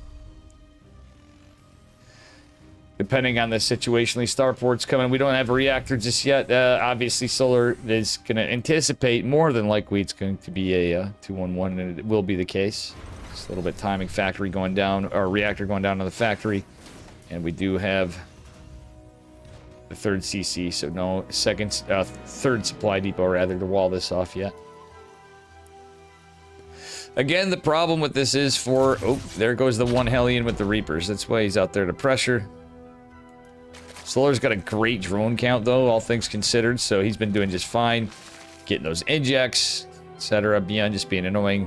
Trying to deny creep spread, just keeping aggressive posturing, if nothing else. Tech lab going down to the factory. Everything's looking pretty normal. Double eBay at a good time, actually, for Beyond, who does have a 3rd gas. So, you know, you don't need to get double gas, per se, I guess. When you're opening like a 2-on-1 build to get your upgrades at a good time. But Solar actually choosing to go layerless initially and going for that 1-1. So that could be a very advantageous for the Zerg to have an upgrade advantage. Though I think this may even out. We'll see 2nd gas coming down. Beyond does have a shit ton of gas. He needs to get these upgrades right off the rip, I think. As soon as he can. Beyond, you have the money. Beyond, you have the... Come on, Beyond. I know you want to get your drop. I know you want to get your push. Beyond, get the dang upgrades. Get the upgrades. And the... Okay, he's getting the upgrades and he needs combat shields. Alright. For the love of God. Reapers and Hellions with Marines with stim. Baneling Nest and Lair coming down for Solar. Everything at a normal time for a double Evo, double upgrade thing. Overlord gets taken out. Beyond has to respect this. The 1 Hellion is going to go down. Beyond is trapped. Oh, is going to avert for now damage, but there's a Spore already waiting for him here. I don't hate that he backed the fuck up over here. Smart move. Some good catches from Solar, too, nonetheless. Combat shields in the way. The 1-1 finishing for Zerg very, very rapidly. as Solar is getting his 4th hatchery in a safer location. I almost feel like Beyond should have went to go that way to deny a 4th. Solar obviously was cautious with it, but I think that's the smarter play. Oh no, Beyond gonna get trapped again. The Queens are getting awfully close, even though they're off creep. Is gonna escape for now. Takes the Xel'Naga, wants to heal up again. Just getting things in position. 2 tanks. And he does have 2 more racks coming, so he is up to 5 racks, getting his armory behind this. But that 1-1, pretty good if Solar gets into his timing. He's got centrifugal hooks coming a little later, but like I think it works out usually. Combat shields and 1-1 will finish up for Beyond too, but Beyond wants to hit the timing, in my opinion. You want to get that timing. He could get the Overlord. He's going to try to dive on the creep, more than likely. Oh, the tank in the position is okay, but we'll see. The other one kind of exposed. Actually, both kind of exposed. Beyond kind of pre-split. One of the tanks does fall, but still Beyond getting some more creep tumors. Not too bad. He's diving in out of the creep, however. Tank coming into position. Reaper actually doing good with the self-healing and the medevac, but still, the Lings, the Banes coming. Centrifugal hooks pops, though, and that's the timing Solar was waiting for. Beyond gonna pop up to take some massive Baneling connections. Solar with the wraparound. Getting some good damage. The tanks survive, but the Marines are overstemmed. Not any Banelings left. Lots of Queens, lots of Lings, lots of transfusions being forced. The Queens starting to get shredded, but again, these are very overstemmed Marines. Beyond going for a 4th base behind us. GG is called. The pressure is just there. Beyond takes game number 1 pretty convincingly. Very well done by Beyond.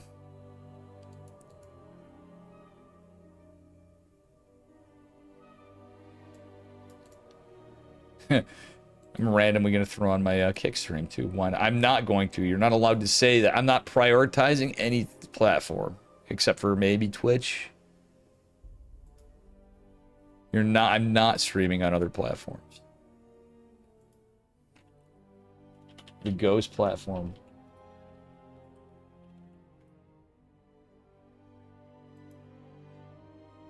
Is he Ghost?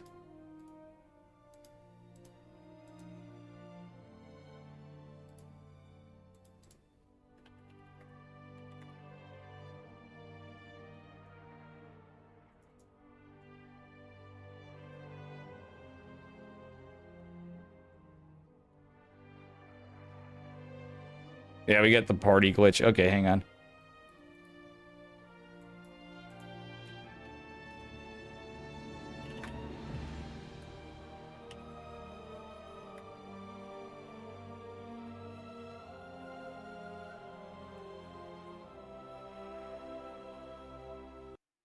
I gotta relog. We have a party glitch happening.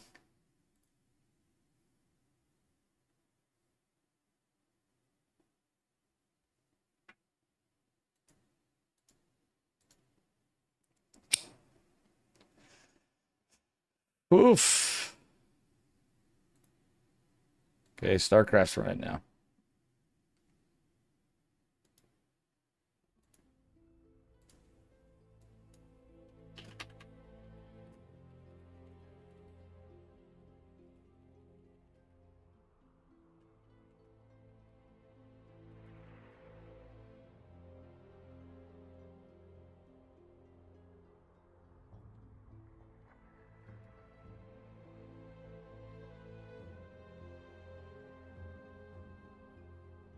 Mm-hmm.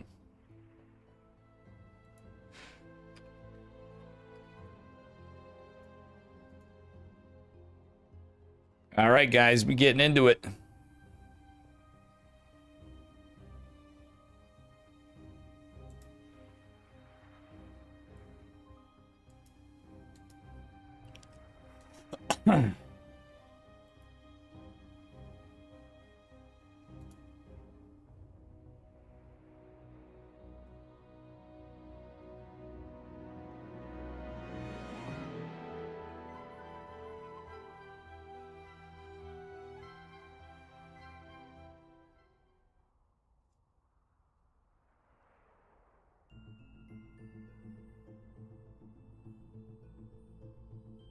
Actually, guys, when in the future, I'm going to say you should not subscribe to Kick.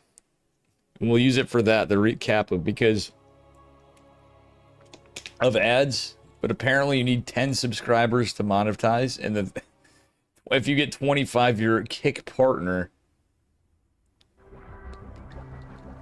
Non-gifted, non-gifted subscribers. But there's a reason why I may or may not be saying. Again, I'm not saying it.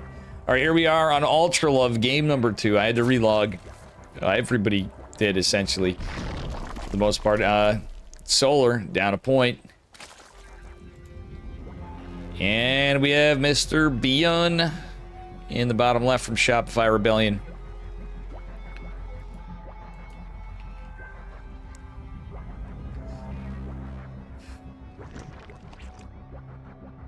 Alrighty.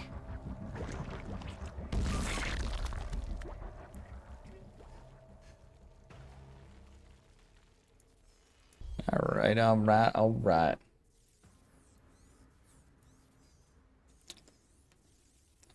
Two racks, Reaper again from Beyond. This time on the low ground. I think it favors the high ground usually. We'll see. Depending on what the build is, what happens. A little bit different setup. Beyond's got the spacing for swaps and tech labs and reactors and what have you. Solar. Opening gasless. Opening it gasless. Also, guys, at some point here, I will say if I have good news, I will definitely run some kind of tournament. We'll put some stuff up. Because of the subathon, Magic Turtle, I know I've not gotten to, not just Magic Turtle, all you guys, I know I've not gotten to some things yet. I plan on surprising you on a whim with some of this stuff. But anyway, just wanted to say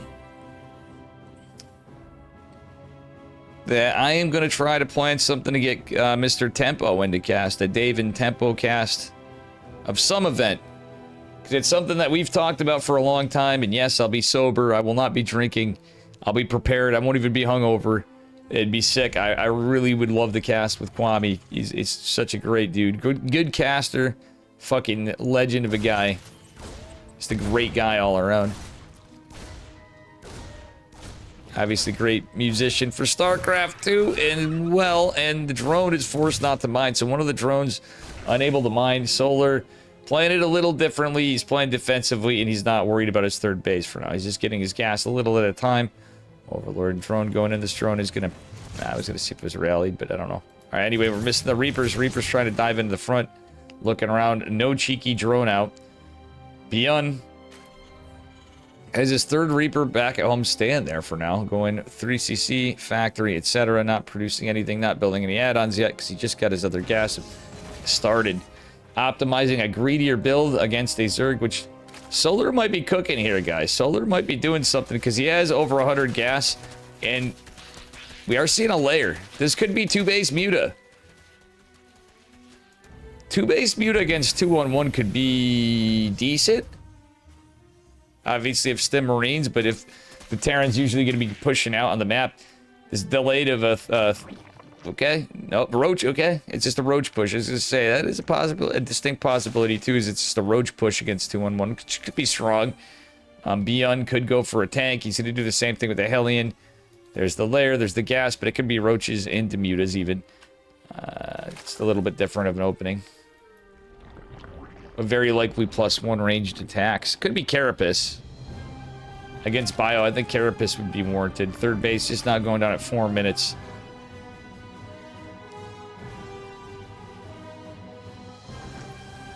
So Beyond opening greedier this off of an earlier aggression, but it's kind of greedy. Is going to put him economically in a good spot, but like it all kind of evens out. Solar has a great drone count, even though he's been on 2 bases. 3 Roaches on the way. Beyond does not have a scout. He needs to get in there to see. Beyond needs information. He doesn't want to lose these units, but he needs to see. The sooner he sees, what he's going to want to do is get that tech lab. Yeah, he's going to anyway, but he's going to need to get a siege tank ASAP.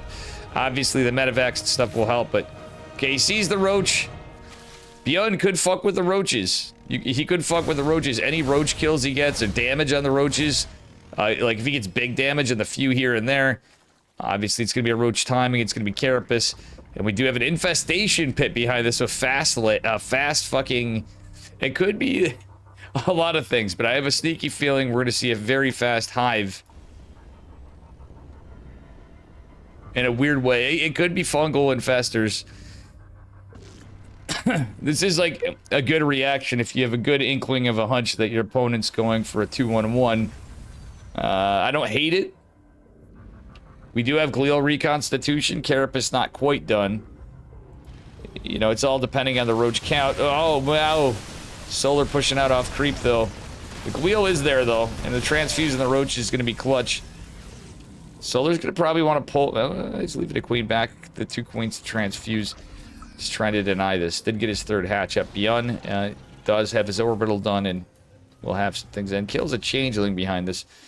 Is it getting his additional 5 racks? His 3rd about to finish. Beyond going, trying to get some pressure in. Kills a queen. That's big. Kills some creep tumors, but the roaches are over there. Beyond gonna have to get out, and he's gonna have to boot scoot and boogie back home for some defense. He does have a siege tank coming. And did get his double gas. This is 1-1 on the way. Infestors are going to be the play. There's the hive. So it is going to be a roach into infestor hive tech. I'm assuming this... It could be Ultralisks in this game. Oof. Beyond losing a good amount of workers here. Still, high ground siege tank coming in clutch. He drops it. Oh no, he could have killed these roaches. For essentially almost free, gets 1. The infestor is going to be a problem. They're more so defensive for the moment. Army supply almost dead even, not quite, a little in favor of Solar, but that's about to change. The tank's going to pop. Beyond going, trying to get some stuff, gets the scan, cleans a couple creep tumors, is going to back the F up. Solar being cautious with that infestor not to use the energy. Beyond wants to try to pressure. He's going to at least scout the 4th hatch. But he doesn't know what's coming down. This is 3-hatch Ultralisk.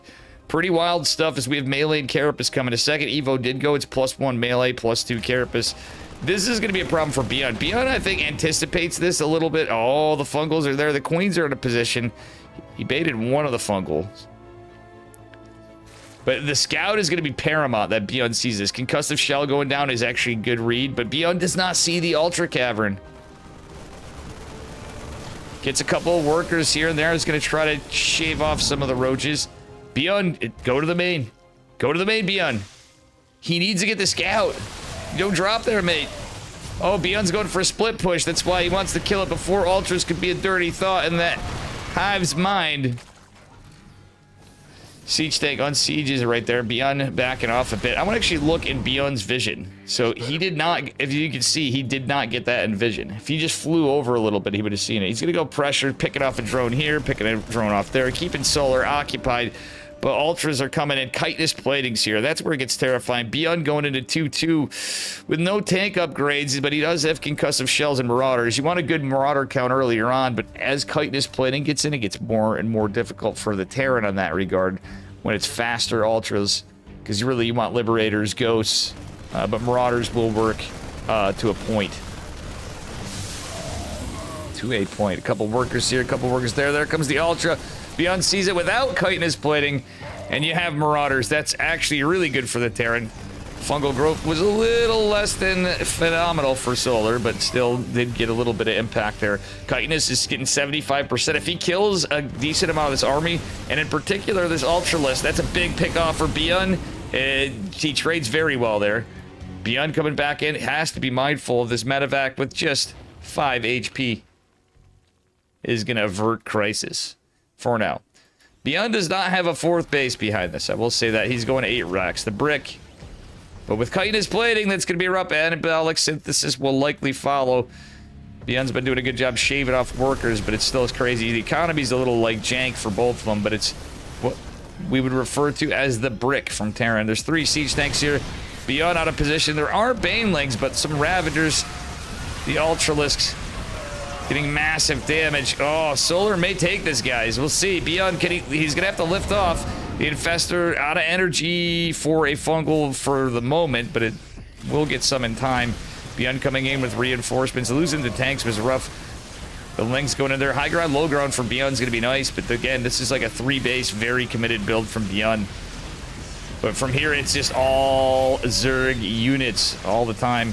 SCV still mining, getting assaulted as they go. Beyond trying to micro this up. There's the fungal. Fester got some more energy back. Did damage even the medevacs, which could be a problem with these corrosive biles, even if they do land. 25 SCVs falling for Beyond. Solar looking like he's in it to win it. Beyond trying to claw his way back in. Looks like he was still out with that medevac with pressure. That's crazy. Roach is following. These guys have such great multitasking on both sides. It's pretty wild. That was actually sick that the Solar had a just contingent of 5 roaches chasing down that very injured medevac with few Marines. Honestly, pretty good play. Still, Beyond just looks like he's pretty dead in my eyes. He's trying to get +3 weapons, but it's dealing with these ultras. And the Ling! Oh, the wraparound, the surround. Corrosive Biles even could be an impact. Beyond trying to stutter step out. Solar's going to take game 2. In a kind of a cheeky way to play it against two Rax Reaper and a 2-1-1. Solar did read him like a book.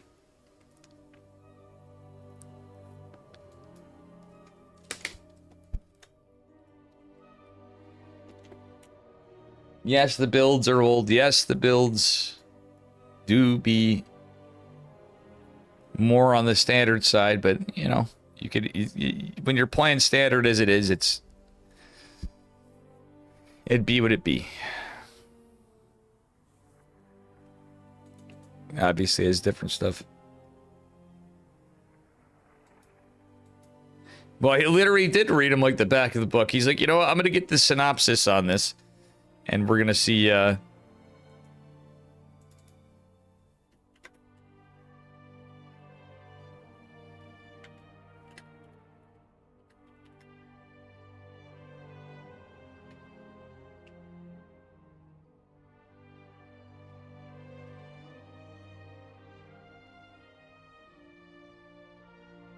Solar saw the back and he's like, wait a minute.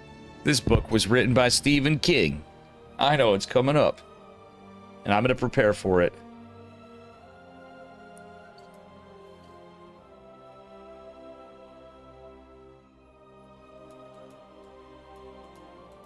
Get the wrong game again. We keep picking the wrong lobby.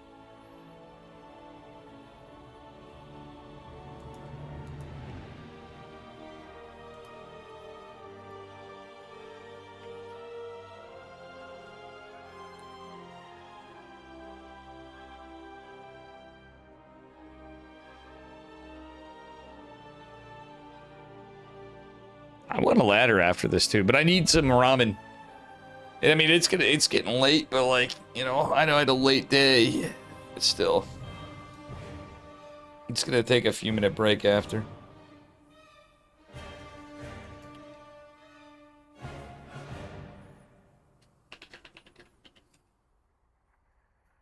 Tokamak is next. All right.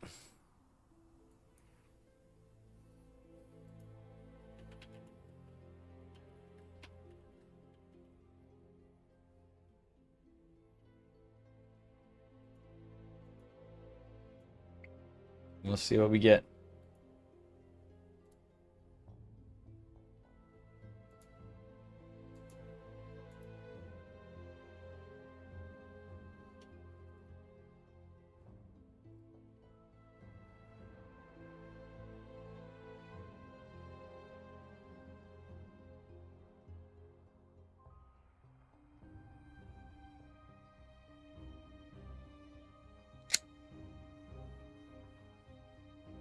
We shall see what we get.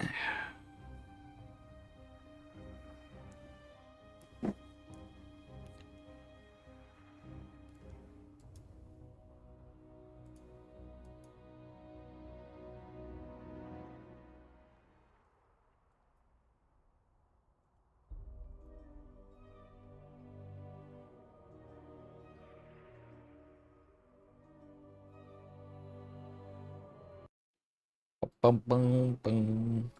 We're in our next game. Just had some technical issues in a wrong lobby.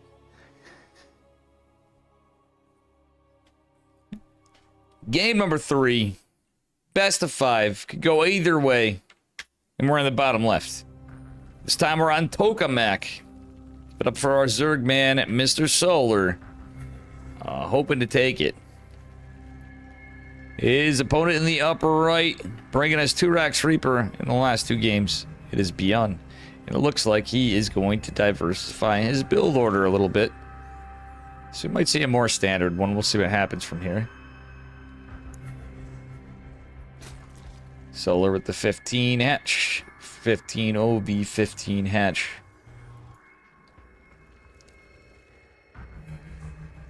A little late there, it seems like, Chief. Not too much. No, actually, never mind. He built another drone. Okay, that's a little weird. I guess I see how that times out. Felt a little weird to me anyway. What do I know? I'm a Protoss Terran player. CC first from Beyond. Speaking of old school builds. Usually this is 3 racks, but it could be 2-1-1. Delays the racks, obviously. Delays the gas. From the Terran, man. He also could be hella greedy with it and just try going that route. If he's a Mad Lad and goes for a stupid fast 3rd CC, like extra fast, like skip the factor. No, he's going double. Oh, okay. I wonder what Beyond does here with the double gas follow-up. Could just be like 2-on-1. Could be mech. I don't even see Beyond play mech in forever. Very few times have I casted a Beyond mech game. Is he going to be a mechanical man? Would be interesting to see.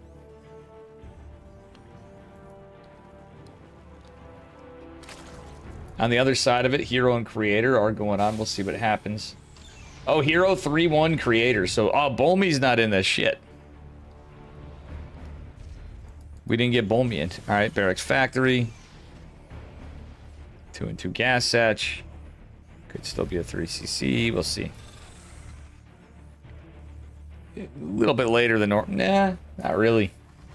He could still do it. It just delays it with the 2nd gas, but it's you're usually getting the timing of something else. Kind of curious. Alright, 3rd hatch going down at a normal time for Solar. Metabolic coming after the fact. Solar doesn't feel very threatened. He knows there's no Reaper, so... That being said, 3rd CC. Oh, yep, it's a 3cc build still. The Lings with 1 Overlord could be a problemo. SCV's coming up is actually damn spot. No! What are we doing? He returned cargo. Oh no, he's gonna have to sacrifice an SCV. Beyond could actually raise and lift that and whatever. He's just gonna build 1 Hellion. Oh boy. Beyond trying to micro the workers to try to save 1 maybe. Oh yeah, he's trying to debate the RNG, but it's not enough time. See, I think he will lose the Marine. No, the boys are pulled. He's chasing it on. It's lost mining time for Beyond. Nice scout from Solar. Sees the 3rd base though. Okay, so I think the original game plan for Beyond was maybe, just maybe. No, it's not what I think. I think he might have been going for like a Marine 1 medevac drop, the stimulus medevac drop, if you will, with like a Hellion or 2. But now he's changing it up. He's going for a Viking, getting cheeky here. Overlord will confirm this. Let's double check. I'm fairly positive that Solar's... No, Solar didn't see that. He did not see the 3rd hatchery, but that Overlord is more than likely going to scout it. But the Viking, I think, is going to go out and... Oh, yeah. No, it's going to be scouted. Dead to right, scouted. Stim on the way. 3-1-1 play from Beyond, but he does have Hellions. I don't hate it. The Overlord thinks it's going to get away, but it's not going to. The Viking will be here. Hellions will kill the Ling. Beyond needs to finish his wall, mate. I like that he started his low ground, but I wouldn't hate the other to the contrary. Overlord will go down to the Viking. Hellions going to try to get some pressure, but the Queens are already set up at the 3rd base location. 5 Queens versus 3 Hellions. It ain't gonna win. Actually, Beyond changing, alternating positions. Solar getting positions with enough Lings.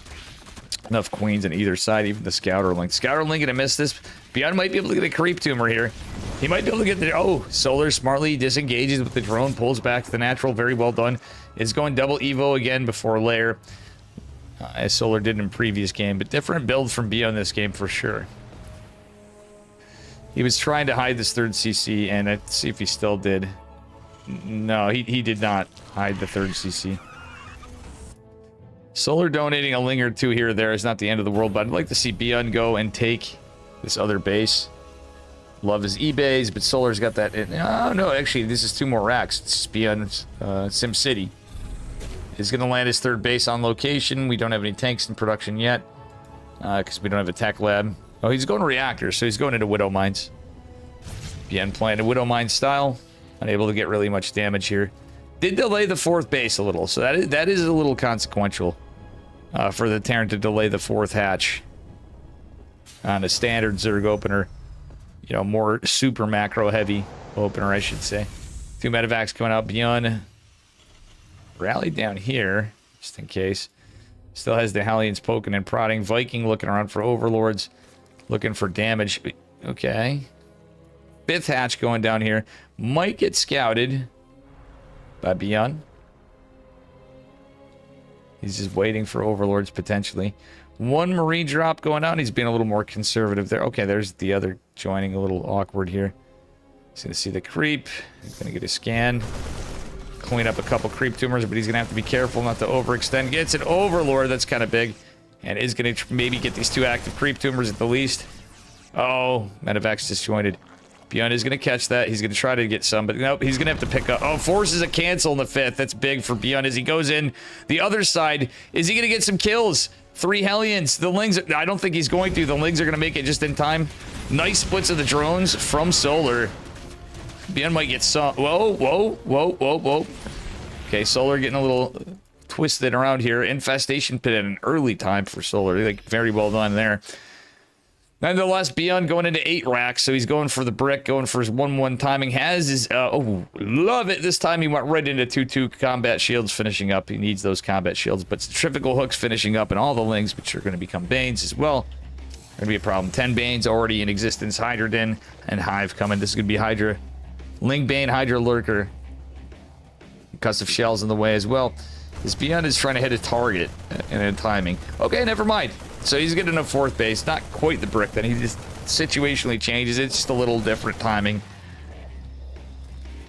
It essentially works out the same as just a standard opener if you open like Cloak Banshee or something. What up, Fractal? How you doing, dude? If I've been making you mad, Fractal, and Fractal's like, Dave's been too doom and gloomy lately. I've just been tired and hungover, to be honest. But yeah, I was a little bumming myself these days. If I'm being real. Hope you're doing good today, dude. Queen's going to just go replant the, Oh, Viking actually trying to get some stuff, but there's 2 spores. I highly doubt Beyond's going to be paying attention, but we'll... Oh, no. Oh, no. Okay, Beyond backs off. A landed Viking can be so useful. All of the creep tumors are gunned down, but Beyond treading a little dangerously here. There's no... Okay, there is 1 overseer of the army. Queens could actually pick it off. Banelings, 3 are going to go down. Well, 2 are going to go down. Nice split. That was a 6 split from Solar. Nice Baneling connection on the Lings. Wasn't the Banes, but hey. Beyond going for some attempts at multi-proing harass. Nice drop in the main as he goes and alternates to the new 5th base of Solar. I think that was a Viking going down. I have no idea. Cooling towers are going to prevent some mining for Solar should this go on, but these Marines are as good as dead. Beyond sitting at the high ground here. He's going to kill the rocks. He's going to get the position to dive in there from another angle, possibly. Nothing here to defend on the left side, though, at the 3rd base location for Solar.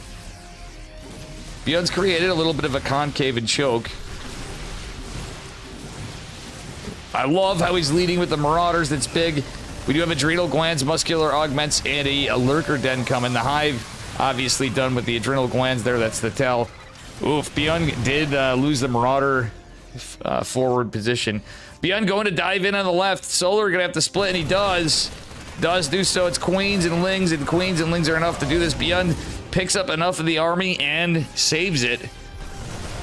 Beyond getting some good work. I've been distracting myself. Audiobook. Nice, dude. Well, of course.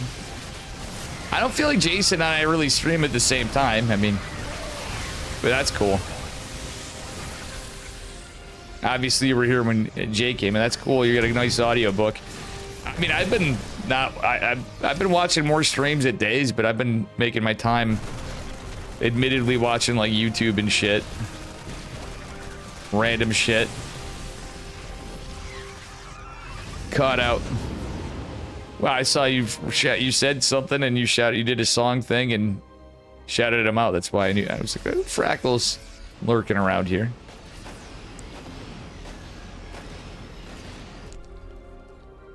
You gotta watch Sugar J, dude. I watch Sugar J. Ah!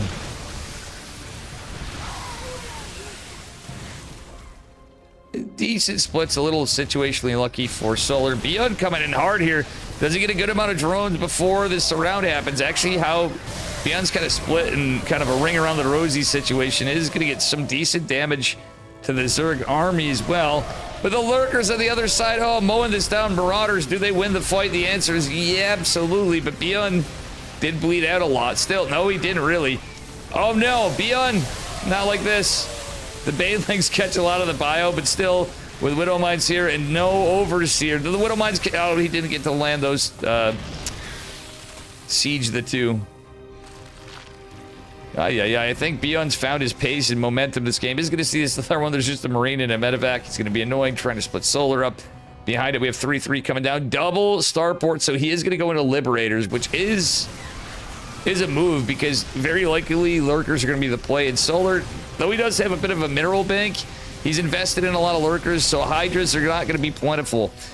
Some of the Queens did fall as well. 4 Queens did fall in this, so Solar might be very, very much in trouble in regards to... Oh, wow. 20 workers falling. Beyond getting some more with this Marine, at least forcing Solar away from this.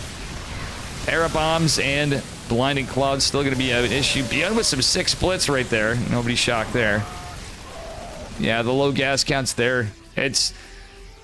Solar could maybe come back. I think there's a chance Solar could come back, but it's looking kind of grim. Beyond has done a great job, forced them to remake drones, etc., even with how many workers were killed. Let's take a look, actually. 21 workers fell for Solar this game. Solar trying to get a run by. Beyond closes the wall and says, bye, Felicia.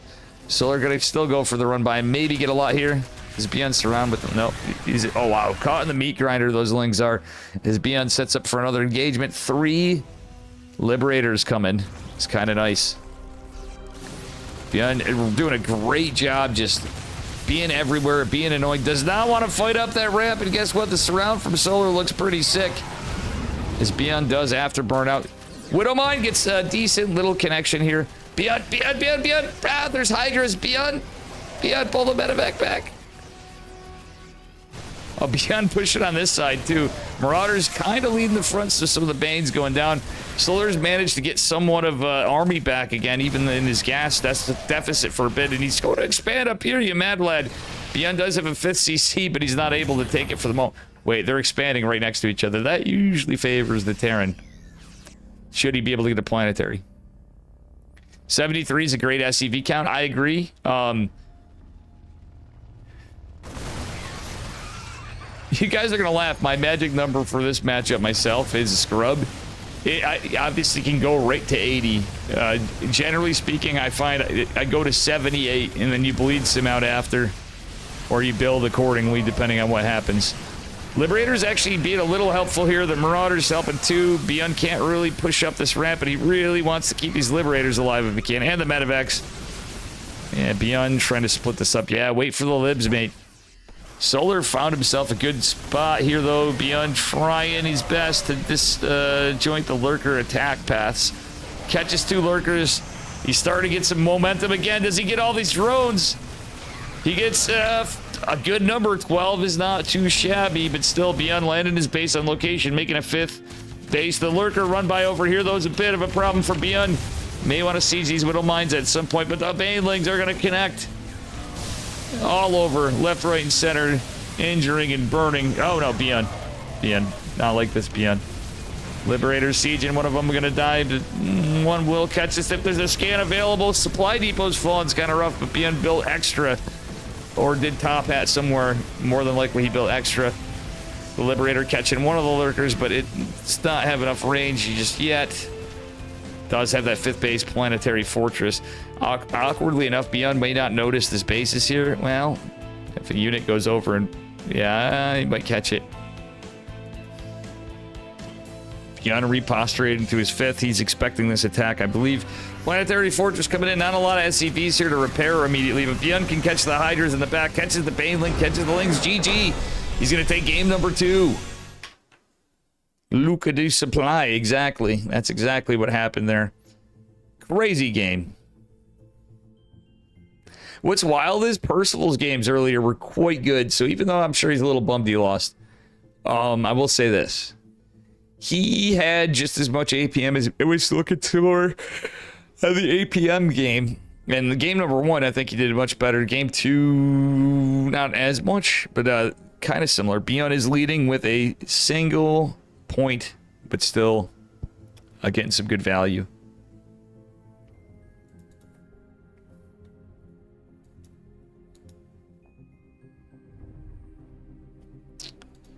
All right, we got our 4th map.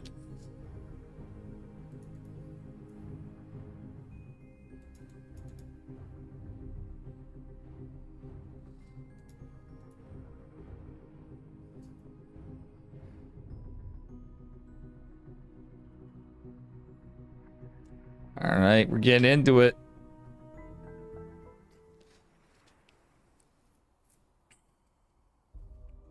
I guess I'm going to cast this thing out. Screw it. I know you guys wanted stuff, and I went against it, but I was feeling it. I think we got some good games today, so that said, to be what to be.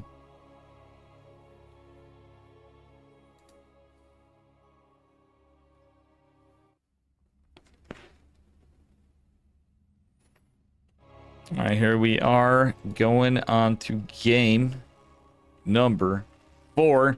We're on torches this time, spawning the upper right-hand corner. It's Beyond up a point with 2 on the scoreboard in the red. And his opponent in the bottom right in the blue. Going 15, OV 15 hatch again. It is Solar. There's that 15 going right down. Beyond up in high ground, which is smart on this map because you can do cheeky things with the rocks as Zerg or Terran. Well, the rocks, the minerals. What am I saying? The rocks. All right, we'll see how this game plays out, ladies and gents.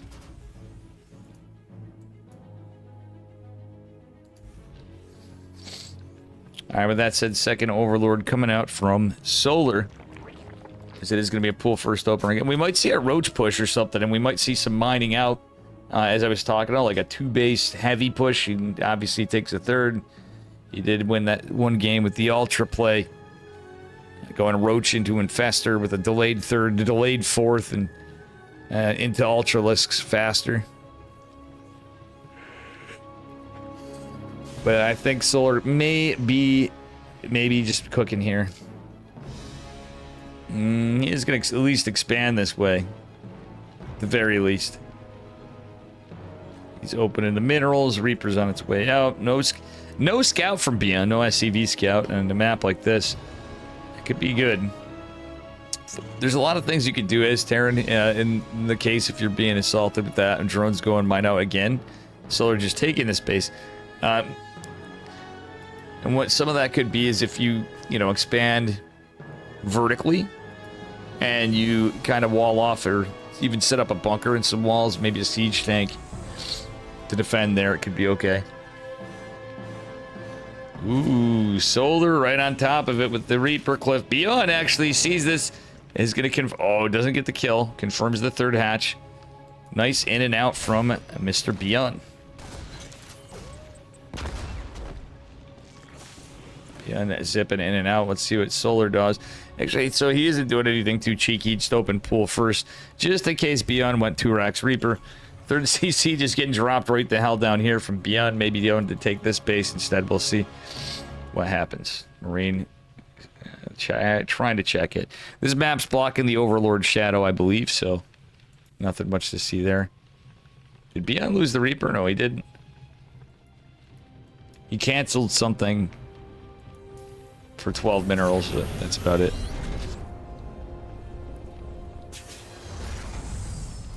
Okay, Beyond waiting for the double Hellion timing. Maybe getting a tech lab. He might go Banshees this game. By the looks of it, yeah, it's going to be Banshees. Very stock standard stuff. Probably Cloak Banshee opener this game. And Beyond has to be careful with this. This Marine does serve another purpose. It might be able to see, drones coming in or see some units or get mined out. Hellion coming in as well.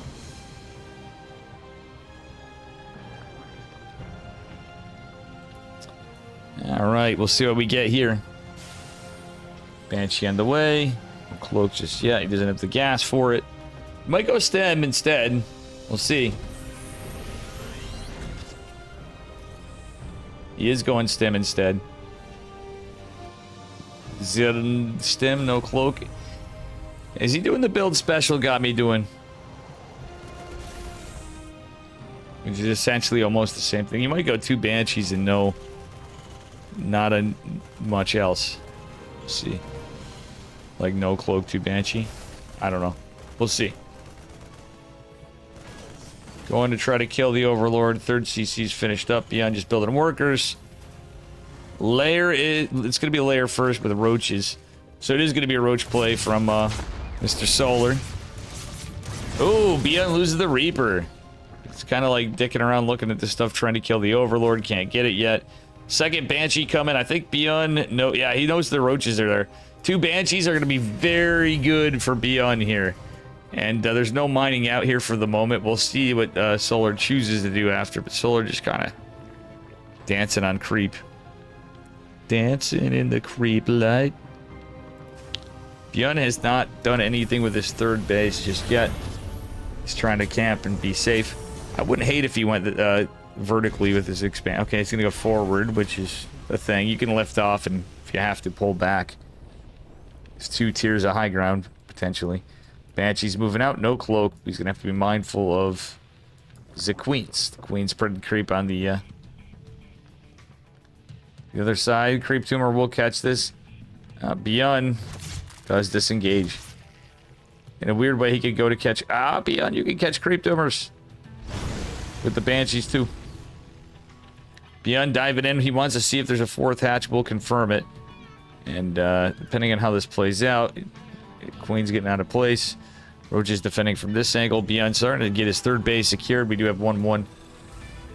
And combat shields coming. We got Carapace. We got Glial. We have an infestation pit coming very early from Solar. Similar to the other game, except for this one, he's got more of an economy. He's going to have a 4th hatch for sure. Unless Beyond should be able to take it down. It's a little different build here from Beyond. Perfectly straight wall of Iraqs. Pretty wild stuff. Anyway, Banshee's coming in, trying to get some damage. Get 3 workers. Don't have Cloak. 5 workers. Okay, that's decent. He's chiseling at the extractor. If he can get the extractor, it's big. But even just keeping the pressure on, getting 5 workers is definitely nice for our Terran man. As we have a follow-up here. Armory coming down. Their gas coming as well. Beyond taking his 4th base on location vertically. He does not want to get in this massive break in the rocks. It leaves a wall for him, you know, some natural defense, if you will. This Beyond goes for a Marine tank push, or an attempt to at the very least. Overlord here is going to give some high ground notification, but he will lose it, most likely. Combat shields did finish. Hellbats are in order. One thing I will say, we do have the 2nd factory and everything following suit is normal. Beyond is not getting his tank upgrades. And when you're against roaches, I feel like tank upgrades could be big. He did get his 1-1, and he's also not getting his 2-2. Beyond, this is a macro game, mate. Your opponent's getting +2 Carapace. 2nd Evo Con. Beyond needs to start that 2-2. Okay, he's the Beyond armor +2. The classic. It has started. Beyond, get your weapons, get your weapons, get your weapons. Beyond's back, baby. Missing his upgrades. For the love of God. And all that's holy. Okay, there we go. Beyond gets it. Centrifugal hooks is on the way as an Ultra Cavern drops pre 8 minutes. Very nice for Solar, who's in a much different spot this game. This could be difficult for Beyond. He's going vehicle plating instead.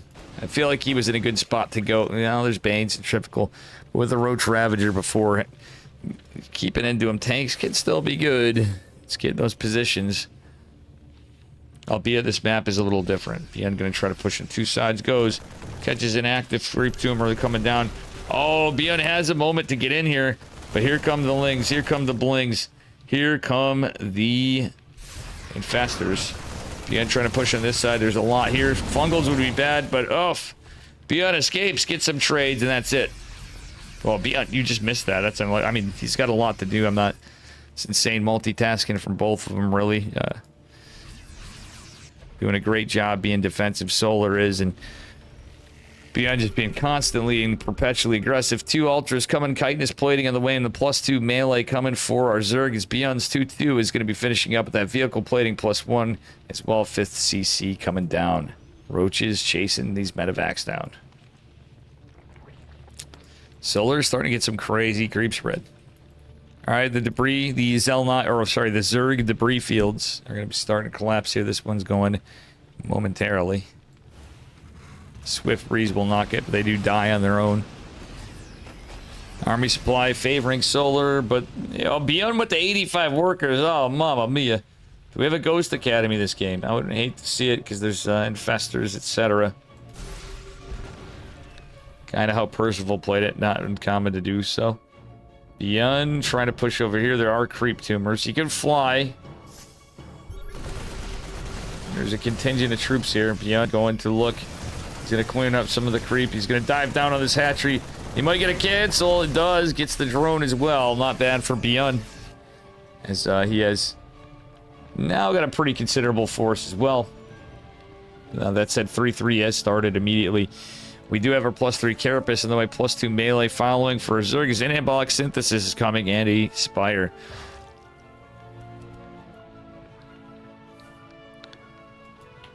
Medevacs making their way out, and we'll see what happens. All right, ladies and gents. Where's that? You know, I didn't talk to Hans Muff today. I hope he's doing all right. Usually comes in around now. Maybe just before. Or yesterday, for that matter. We hang out a little too much. Alright, 5th base being taken for Beyond. There's more CCs coming down. Has to be careful, mindful of all this. In this case, Liberators I do like a little better. He's getting 4 out at a time, getting the Fusion Core for Advanced Ballistics, but the Spire's there for that reason, so his trades go out. Solar can go into Corruptors to counter the Liberators, which can be quite good. Beyond pushing on the other side. This creep spread's good enough that Solar might be... Ooh, Beyond up for a surprise down here. The Ultras, the Roach, the Lings. He tickles the Ultra. Well, actually, he's getting some considerable damage on it. +3's not done. Chitinous is amazing, but still. Building 5 CCs at once is fun. I mean, it's just because of the bank. I don't, you know, sometimes I feel like you don't need it. They'll dump the money there, but like the trade-off is that if you trade, you can't start your 8 racks production, etc. when you need it. Oh my god, Beyond's gonna lose that medevac, and his army's so red barred against Ultras. Actually, he's getting some good hits, even if he trades and gets most of an Ultra. That could be good, though. Transfuses the thing.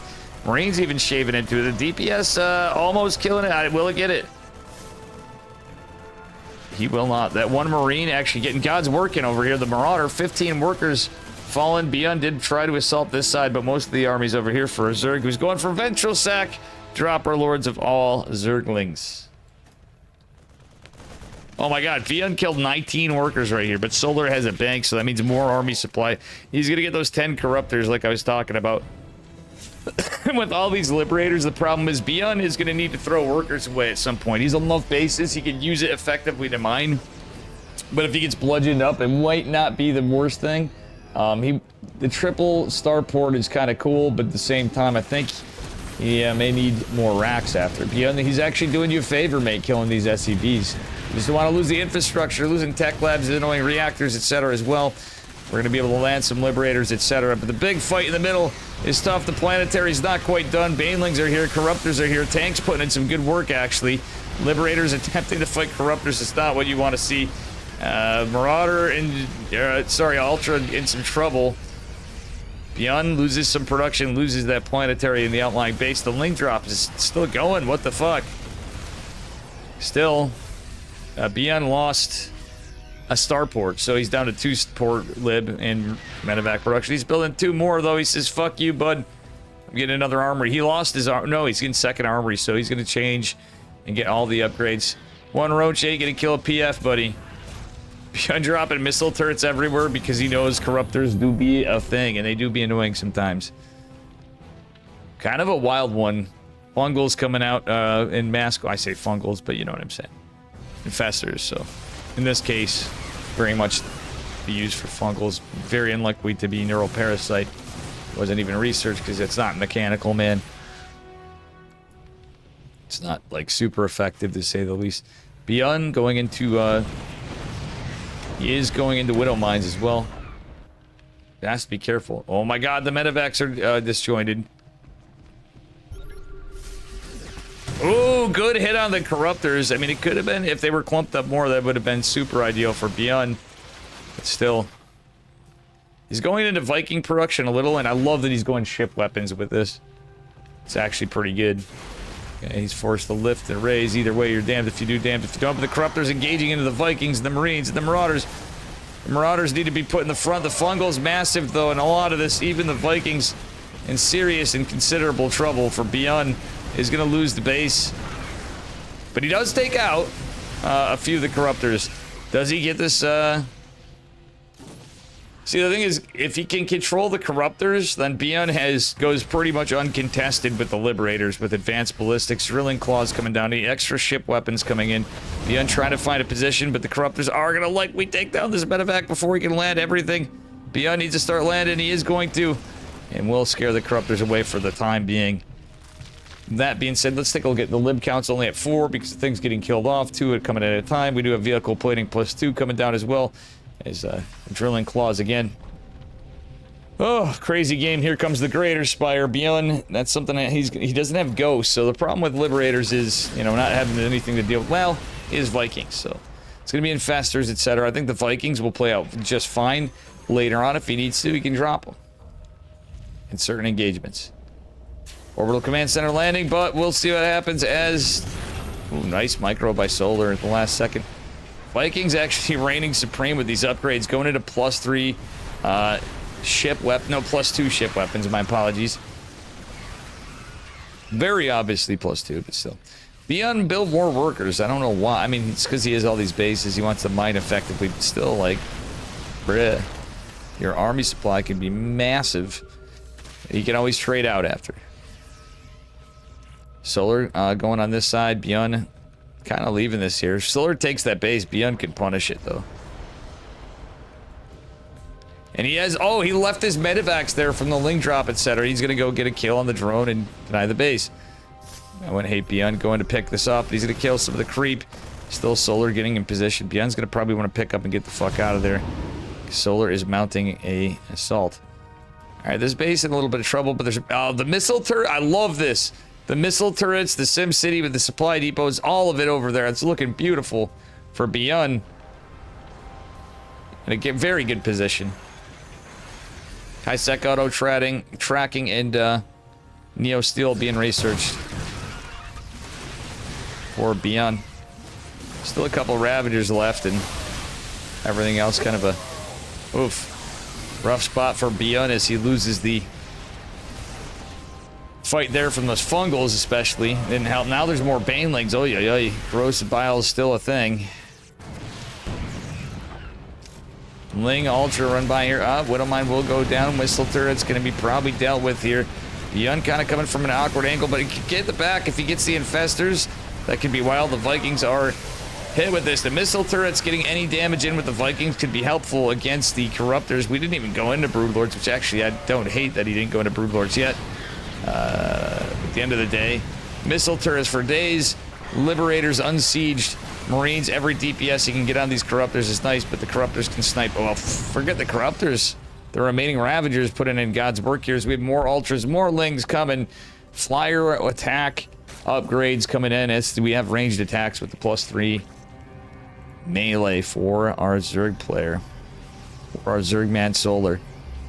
Solar getting surrounded. Beyond didn't seize the mines. Does finally get one. Liberators are going to siege here. But it's a lot of buyouts, a lot of turrets, and there's even Widow Mines behind it that Solar wasn't 100% sure on. Factory looks like it could be in a little bit of trouble, and keeping that Widow Mine production up is going to be useful for all the Ling Bane with this. Hell, even to a certain point, the Ultralisks, but it's really the Ling Bane Corruptor. Everything you can do for that high DPS splash damage is kind of useful. So Beyond's starting to trade out workers, meaning he has a larger army, but he has to be careful not to die to all of his Banes, to the Ultras, etc. Liberators actually thundering down on some of this. Liberators going on siege, killing the Corruptors from the air upgrades. Beyond can keep attack. Yeah, if he target fires some of the ones, he can act, like, look at the damage they're getting. And yes, they do a small area effect damage. Beyond sieging up here some mines. Hoping to get some. The one kind of leads the charge here. Beyond boot scoot and boogieing back. The Lings and Banes are here. Liberators putting in the work again. This one's a wild one. 4 workers fell. Beyond uses one of the Liberators, pulls a gotcha boy. He pulls a sneaky one on Solar. Solar is goddamn rich, but the thing is, Beyond is in that very Terran position of having so much gas and no way to spend it because he doesn't have the minerals. It's the opposite problem with Zerg for the moment, but Solar's going to find ways to spend it on anything, and this was the terrifying thing I was talking about. Should the Vikings not be there, it's going to be difficult to deal with the Broodlords. However, the Corruptors get dealt with. The unsieged Liberators could actually potentially deal with them. It's the possibility of Infestors. Actually, most of them went down. We'll see what happens from here as Beyond comes in. There's so many Overseers too here. The Liberators sieging up. Actually gonna be helpful even against the Broodlings. But the Corruptors diving in. Everything else Beyond trying to get those circles down. The advanced ballistic circles. Oi, oi, oi.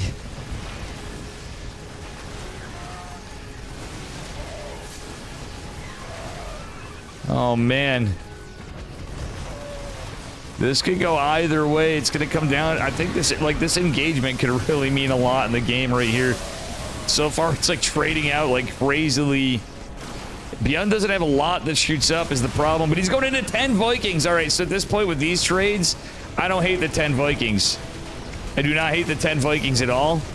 Beyond's about to have +3 ship weapons is why, but he needs to weather the storm, needs to survive the Banelings. The missile turrets are actually helping big against the Corruptors as well. Beyond's starting to get some bloody nose here as the Vikings come in.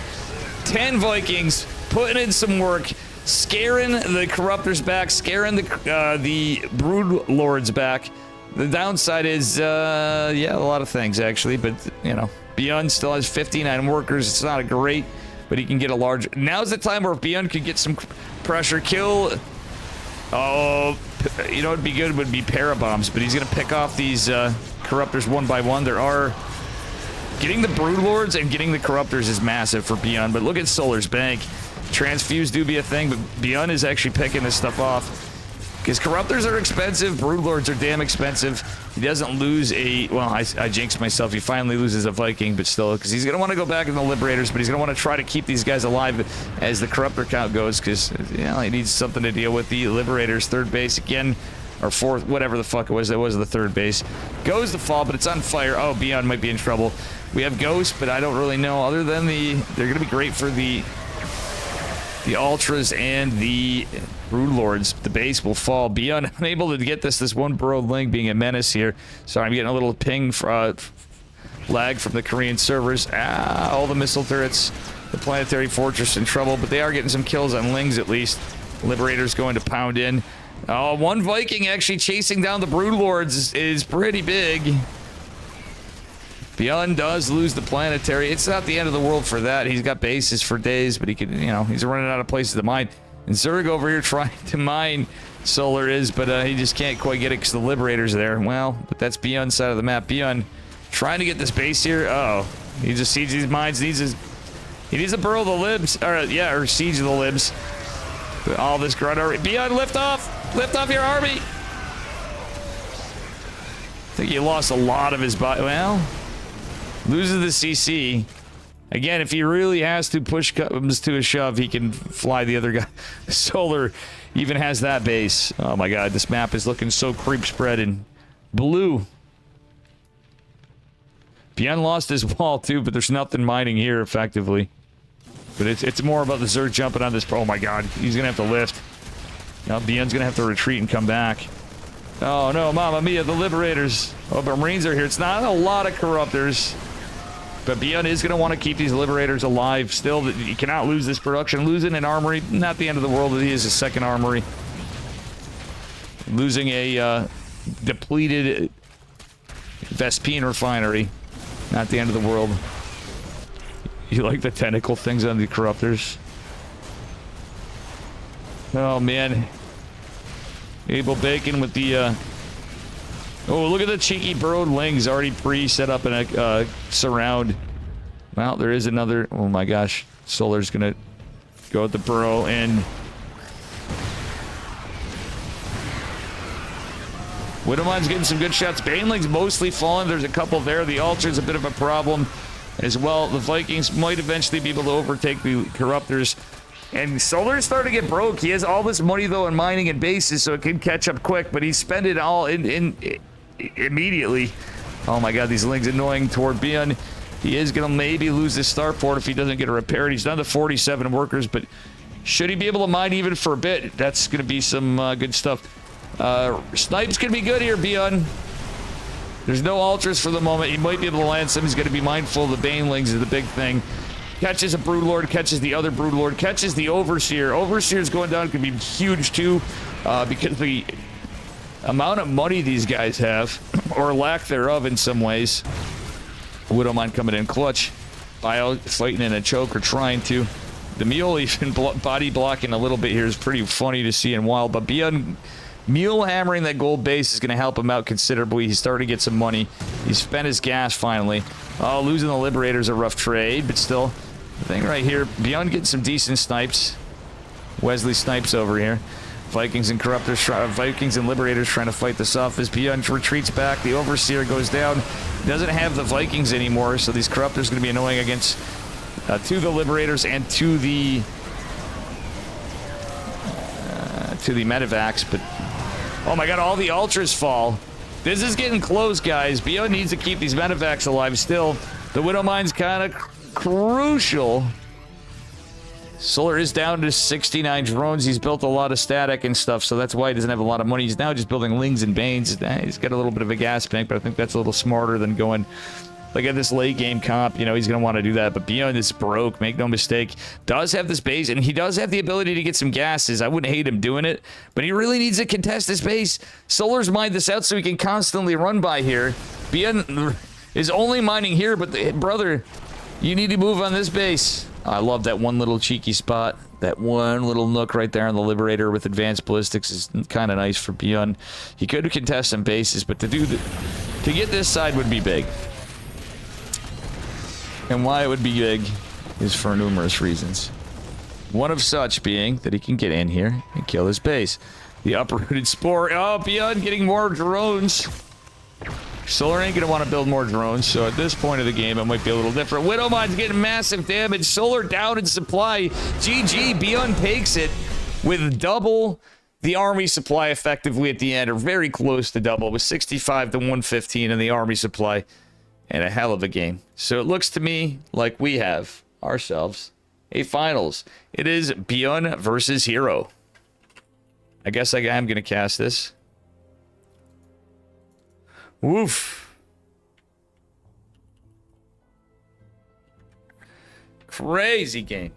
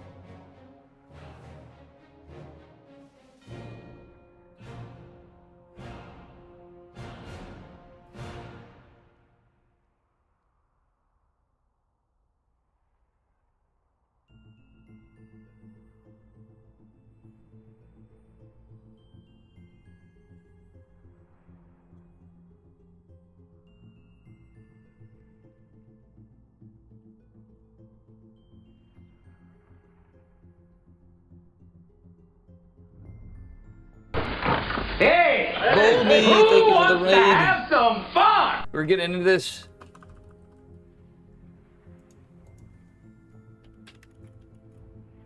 Guys, make sure you give Bolmy a follow. Sorry to get going. Hero versus Beyond.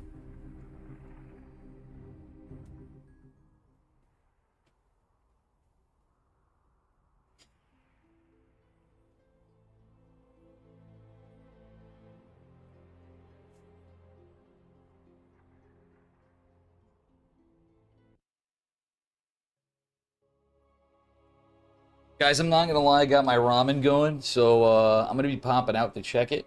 We are in a game, so don't mind me. I'll be getting up. I'll follow Steadfast, Kiss, or Enki for parts of it. It is a best of 5 finals, and here we are in the bottom right-hand corner, representing himself. We're on Maganatha. It is Hero, the blue. His opponent in the upper left in the red. From Shopify Rebellion, it is Beyond. And what do we got here? Beyond going with an SCV immediately. That will be done very quickly, so we'll see what happens here from Hero. Looking pretty standard. He is not scouting or nothing yet. Large map for proxies, but hey, Beyond's going for it. Looks to me like it's Proxy Marauder in this case, most likely. We shall find out. Supply Depot finishes up. Barrack starts immediately as it would be at back home. Gonna take a shower and go to bed, hope. Oh, you're not feeling good? I'm sorry. I hope you feel better. Woke up sick, car got broken into, and just shit. Oh man, I'm sorry. Get some rest. I hope you have a better day. That's horrible. Hopefully your car wasn't damaged or anything valuable wasn't taken if it was left in there. Get some rest, amigo, and I appreciate the raid. That's rough, brother. I didn't eat all day, so much. I didn't eat much all day. I should say Hero Scouts. Which is not always a hero thing to do. So hang on, I'm going to follow Steadfast. Give me a minute, I got to check on that.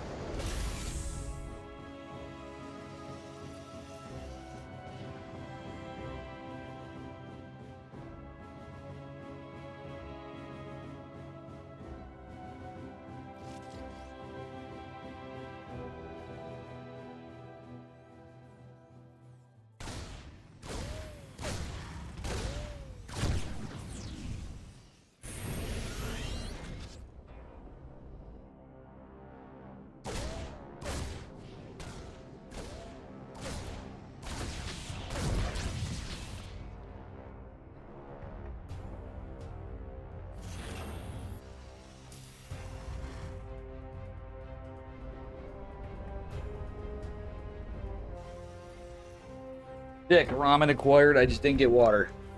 Good night, Happy Stance. You're leaving. I am here. I just, I needed to check on this. Okay, it was 3 Reapers. Doing what he did earlier on, I guess. Zealot coming in from Hero. Yo. Hero with the skills. Look at this, guys. Apologies for that, Happy Stance. And everybody, I just had to get my ramen. Took no time, but... And that short time chaos and pandemonium came in this game. Boys are pulled, Reapers are pulled. Sick micro from Hero. Decent micro from Beyond, but Hero... Damn, Hero with some goddamn good micro. Does lose a Stalker, but still, he's done so much damage. Oh my god, Hero is going to very possibly... Yeah, he's going to delay the shit out of the CC. This game may just go to Hero, but is he going to lose it? Oh, he's going to die to the medevac. Or to the Widow Mine, rather. Unfortunately, it was a full health Stalker. Hero could kill this Widow Mine.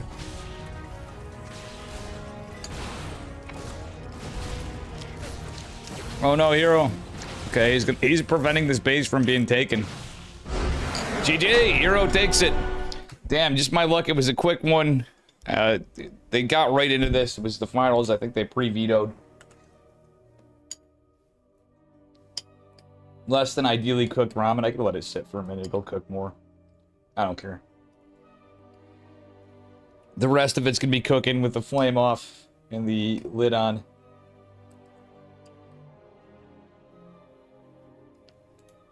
Sick.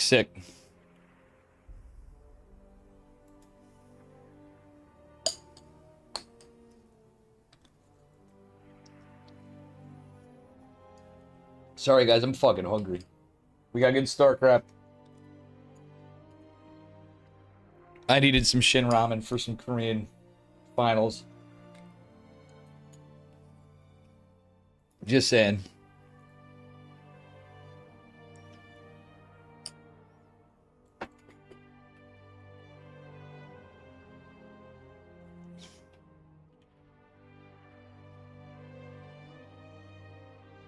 We're steadfast.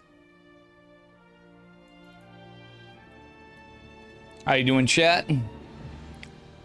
Meow, meow.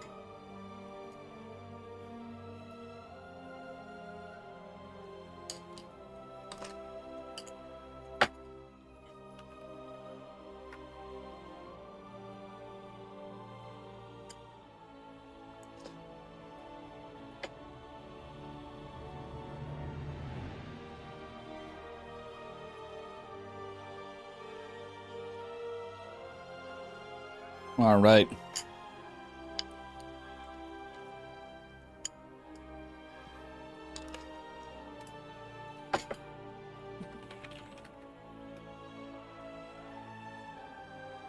All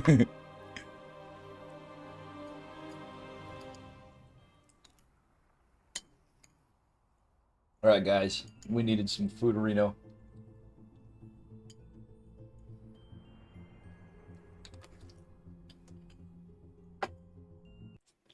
Fuck yeah.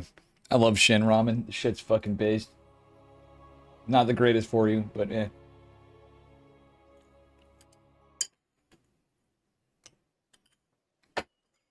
Alright, here we go. This man is down a point, but not out in the bottom right-hand corner of Last Fantasy, the 3-player map. These guys didn't veto it. It is Beyond. And his opponent in the upper left in the blue. Give it up for Hero. Winning that game in a wild way, sending the Zealot across the map, defending, and then going to counter-aggress. Hero knows no chill. Beyond, let's see if he... Okay, he's just setting up here. Presuming they're both going to scout, but... Gas before racks from Beyond. Which is a little wild. You know, opening pretty standardly. Where's he going to go scout? Scouting down. Yeah, he's scouting down first, I believe. He's feeling lucky, but he shall not be lucky with the scout. All right. It's still looking very standard from both of them. One gas from Beyond.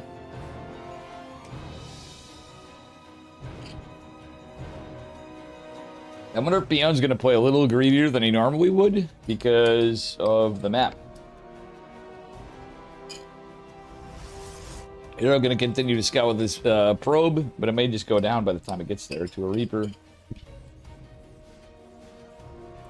Or Marine. Could be a reactor opener.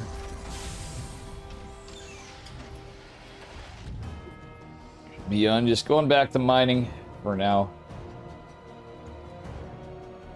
He's going to high ground CC it. That's it. Okay. This might be 3 racks. Probably going to be a 1-1-1, but we'll see. All right, guys. I need round 2 of ramen. Give me a moment. Following somebody. As this goes down, just take me 2 seconds.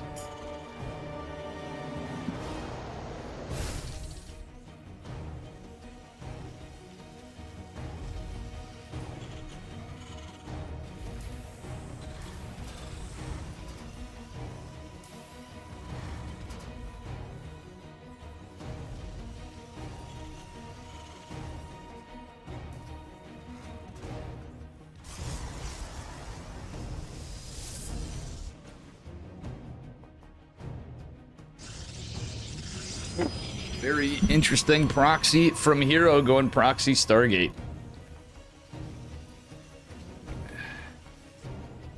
It is going to be a 1-1-1, but we'll see what happens. Widow Mine out. This could be helpful in killing Oracle.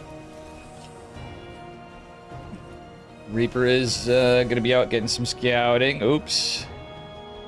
Double Adept Opener. Now, the thing is, if this gets scouted, that could be big. If Beyond sees this probe, that's big. But Hero's taking a very smart probe path. Yeah. Oh, look at that. And very 200 IQ play from Beyond. The Widow Mine going out is cute and all, but yeah, he's going to need one defensively. He's just walking him.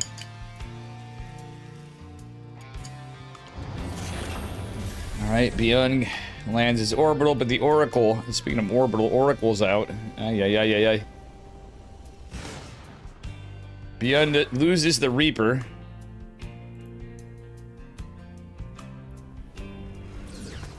Wait, what is the CC doing?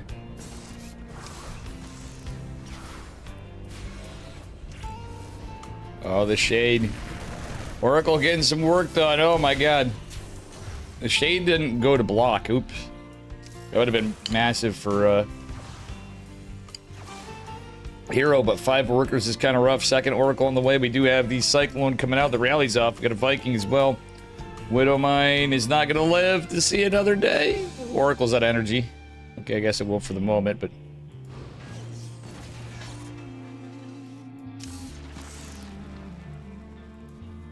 Medevac going out. Another third Oracle coming out for Beyond.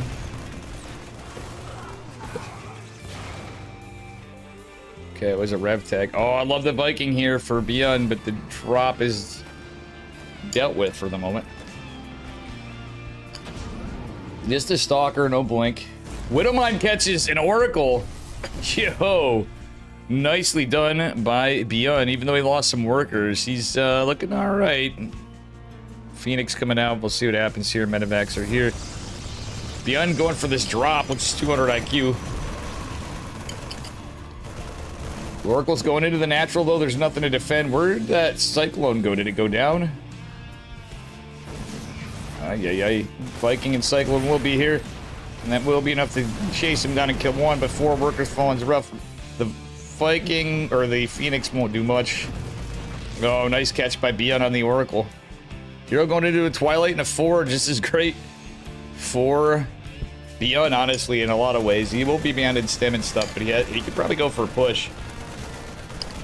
Because the Stargate's out and about. Beyond, it probably is going to want to go into charge and not blink. I mean, personally, I would go into charge. I mean, he's open Stalkers. I think how Bolmy played it, actually, ironically, earlier would be a great move for Beyond. Though it is a real Phoenix.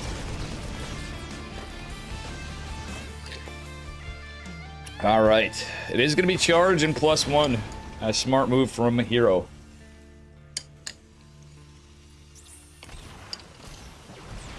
Wait, is that a probe? Oh my god. Beyond could go to repower the Stargate because it wasn't killed. Siege Tank could be clutch here. We did lose a Cyclone. But still. Phoenix did go down. Hero's going to repower it? Is he really? Or just build another proxy? Third base finishing up for Hero, though. Beyond has been beaten up a little bit.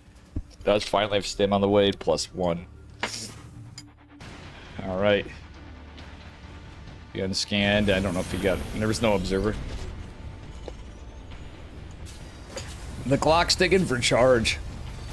And this is where it's going to be scary for Beyond. Beyond sending the Lost Viking. He might be able to scout this out. If he sees Zealots right here, he's going to know.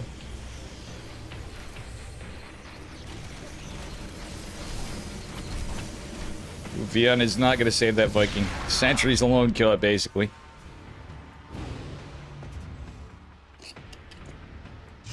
Another proxy going, a proxy gate from Hero. The 4 Stalkers hiding on the side to catch a drop, maybe, but Beyond is going to go try to get a drop again. Nice scouter pylon from Hero. Very good stuff.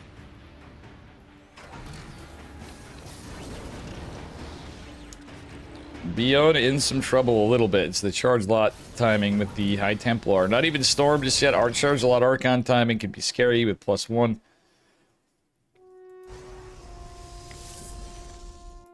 And the fact that there's a proxy gate after there was already a proxy.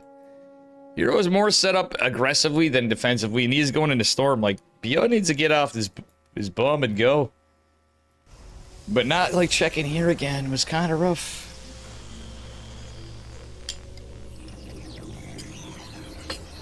Hero with the cool plays, but... Second Forge coming down for Hero as well. Catching all the Zealots would be kind of big, because Hero doesn't have a lot of money available. He can warp in some stuff, but yeah.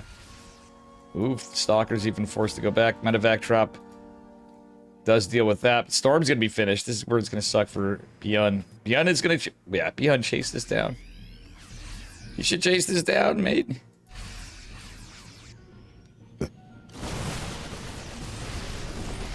Okay, he sees these nice scan from Beyond.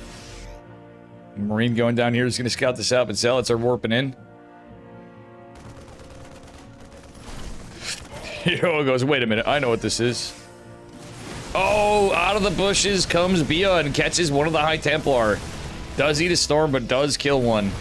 Zealots in the front, no units in the bunker. Beyond trying to get into the choke point. Oh my god, that is some sick Sim City. The tank's actually doing great against the Zealots in a weird way, just because the bio went in there and clumped them all up, but there's reinforcements coming from the proxies, kind of rough. Still a lot of Storms available. Beyond could unload, or load rather, and get the fuck out. Is going to sacrifice some units. The Zealots are still fighting down here, just crazily enough, but they are eventually going to go down. The last one, Beyond, could you take it out? He might lose a medevac here. He's going to drop in the main. Dropping in the main could be big. There's a High Templar and energy recharge. Doesn't matter. Wait, he feedbacked it? What happened? Oh, he feedbacked the medevac. Never mind. I was like, okay, maybe energy recharge wasn't available, or he just didn't get it in time. He feedbacked the medevac, which is a smart move for Beyond. Blink is not done yet. These Marauders putting in God's work over here. And Beyond will escape. Beyond needs to go identify this. Third base down for Beyond now. He really needs to identify this here, but some really good trades for the Terran, truthfully. +1 armor is done for Beyond. I hope he isn't... no Ghost Academy just yet. He hasn't really been able to afford such.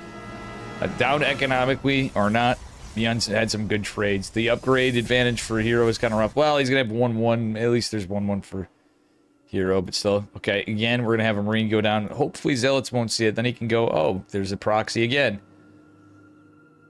Let's take a look at Beyond's vision, actually. No, yeah, it's just out of range over there. Small Zealot run by, poke and prodding is going to identify the third base. Okay, this is going to be a tell. This should be a tell for Beyond that. A Zealot came in. There's another proxy. Yeah. Blink is finishing up. We have a lot of High Templar. We have the Sentry Boy. We have Widow Mine set up, but very exposed, natural. High ground tank going to be decent. Blink is here. Widow Mine actually gets some decent hits in there, but... oh, another tank I didn't even see is actually kind of nice. Only 3 Marauders and a Marine go into the Storms. Do take a brunt of it. We'll get healed. Okay. Nice engagements in those Storms by Beyond, actually. Fourth base just now going on for Hero, and Hero has been Beyond is macroing up as well. Beyond trying to get a drop in the main to deny some of this. There's only 1 Orthosis pylon here. He could deny the upgrades with these medevacs.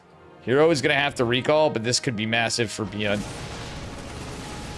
Same time, Hero is pushing out. Beyond wants to get out with these boys. And the medevacs do get some damage here. That drop. Oh, the Storm's big. Widowmine hit was decent. The tank's going to be done for, but will get some hits off on the back foot of... oh, nice EMP for Beyond. Beyond could kill this Templar Archives and prevent more High Templar coming in. Couldn't happen later. If he gets his Forge, that's big. Beyond is trying to micro in 2 spots. Forces a recall. Not on the right spot. Kills the Forge. That's big. If he kills the Twilight Council, that's also big. But he needs the GTFO, and that's the smartest move he could have made. He comes back unscathed. He did lose his 3rd base, though. So, effectively, we have a 3-base Protoss to a 2-base Terran now. Well, actually, did he? No, he didn't. Okay, so he didn't lose the base, actually. He saved a decent amount of workers, kind of, if you can call it that. But this proxy needs to be identified. Beyond retaining his army is good, and the fact that he's in the Ghost is nice. We're going into Immortals for Hero, and the fact that Hero lost the Templar Archives is big. What does Hero actually have? He has like one high temp. No, he's got a couple. Yeah, he's got them split up. Beyond, go down here for the love of Christ. He's surely got to know.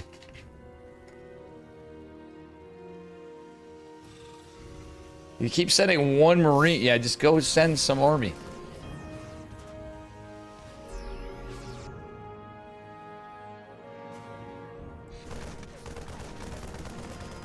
It's the same thing we've seen many times over and over.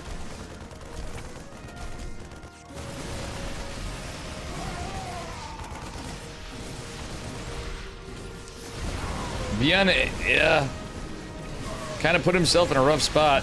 Can land some EMPs. That storm, the High Templar has storms for days.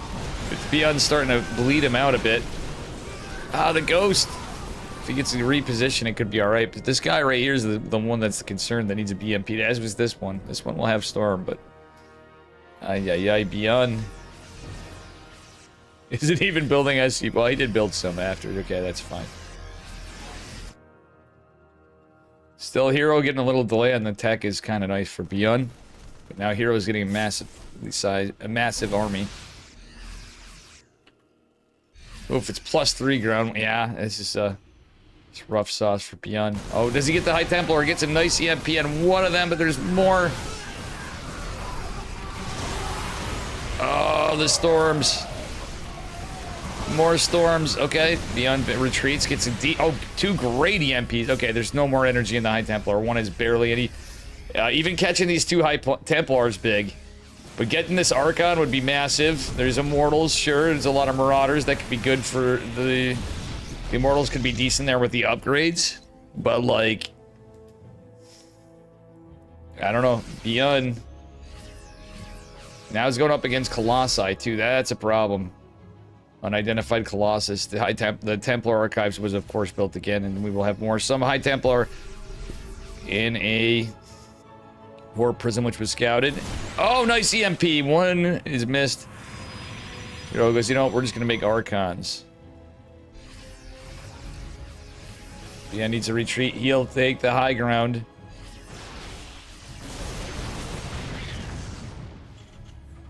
Oh, War Prism. War Prism. He's getting Vikings out. I think he sensed the Colossus because the speed. He saw the Prism speed. Okay, he's gonna take a small contingent and go down. Uh-oh. Wait. Beyond, you were always so close to do it. Oh my god, he's looking for the proxy. That proxy's ridiculous. I love it. Sometimes it's in the first place you looked. Beyond thinking he's seeing an observer, or he does not. Hero going to take this forward position base. Oh. Marine gets mowed down from scouting. Look at 4 things. Little split off army here from Hero. He's kind of going all over the place. Now the army's terrifying for Hero, guys. Let's be real here. Facts be facts. Alright, that said, it's a little bit of a weird move out in the middle of the map. The High Templar and the Speed Prism. Beyond could technically get a larger army supply, though, and eventually float his main base out to mine, and his natural to mine as well. The one thing that's bothering me again is that proxy, for the love of God. Right now, Hero's leading because he has the money. Doesn't have a high worker count because he knows his opponent does. Oh my god, the EMPs were sick. The EMPs were sick. Hero even had some high ground from the War Prism.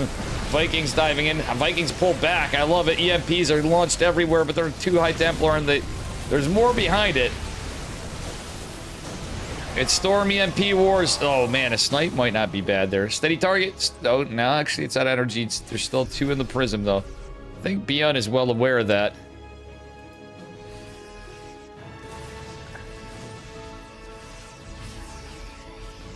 More Vikings, more Marines. Another CC finishing up here. The Vikings getting some good shots on the Colossi. It's a 4 Colossi count. Immortals, the works. No disruptors, obviously, because why? IMO. In this patch. Alright, Beyond does land his 4th, and considerably low workers, but the fact that he can keep mining, if he especially keeps the space, could be massive. Oh! Vikings do catch the Warp Prism drop in the Stormy, boys. Oh, catching a lot of work. Oh, actually saves the workers, Beyond does. Archon's gonna be morphed, but it will go down. Nice catch by Beyond. Beyond catching some push from Hero over here, the Stalkers, etc. The Zealot. Sensor tower unable to be taken down by Hero. Beyond trying to get a planetary. I think Hero sniffs this out, that he's changing position or rotating over. Beyond splitting is already up a bit. He's going to need more up to the top, I think, momentarily. Yeah. Here comes the F2 from Hero. Here comes Beyond coming in for a wraparound. Yo! This could be big. He catches some of the High Templar. If he EMPs this. Oh, he misses one. He eats some massive storms.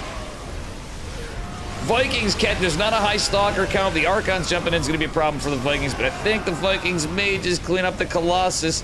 And this is where things get interesting, because Beyond is down at army supply. Make no mistake, but he's taking care of a lot of the power units of Hero and the Spellcasters. Nope, GG. Hero gets game 2. God damn. Kind of a spicy one. But Beyond played that extremely well. Both of them played it extremely well.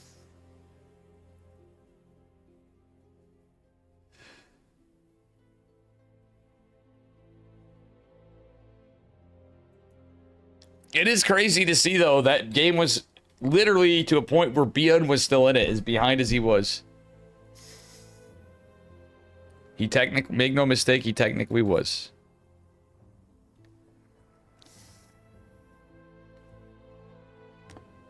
All right. As much as Protoss looks OP, too many. It's in that case, like Beyond played that so well, he really made himself a position in that game.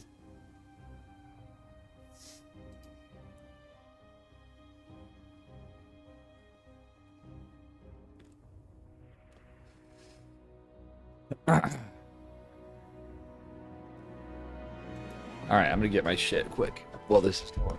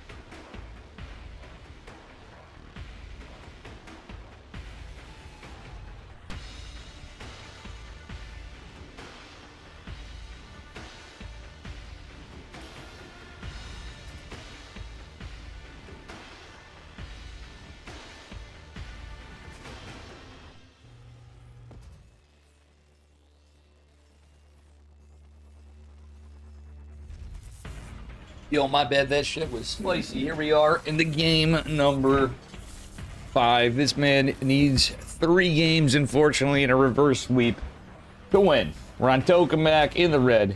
From Shopify Rebellion, it is Beyond. And his opponent in the upper right in the blue. This man is on fire. It is Hero. Both of them with some spicy sauce. Last game was a banger, low-key. Even Beyond got some considerable damage against Hero. Excuse me. Wow, that was rude, but I'm not gonna lie. I just literally downed that last bowl of ramen. Noodles and all, just down the hatch. No spoon needed at the end. Nexus before core from Hero, so very possibly a Sentry opener. And a Marine opener from Beyond. Which likely means 1 gas, 1-1. He'll get his gas a little later than a 2 gas opener.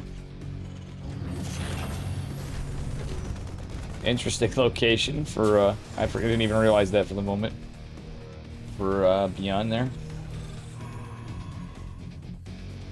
Cybernetics score on the way. Marine just kind of poking and prodding.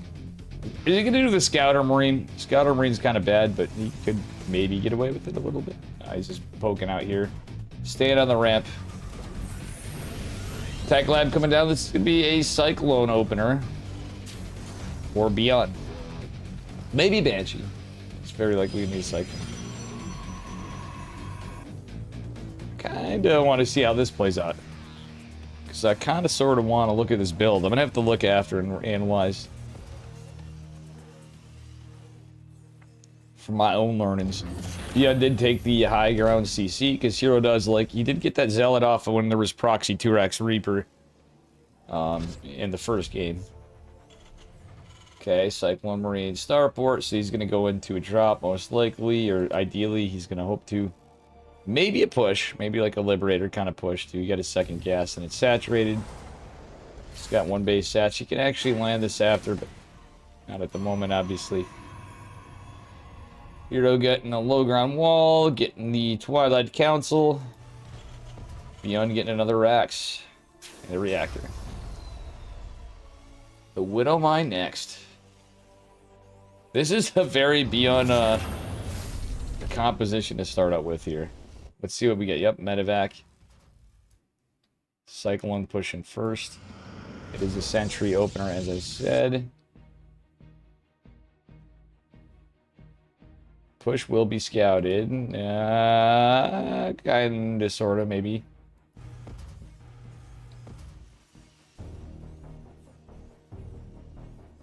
Beyond kinda.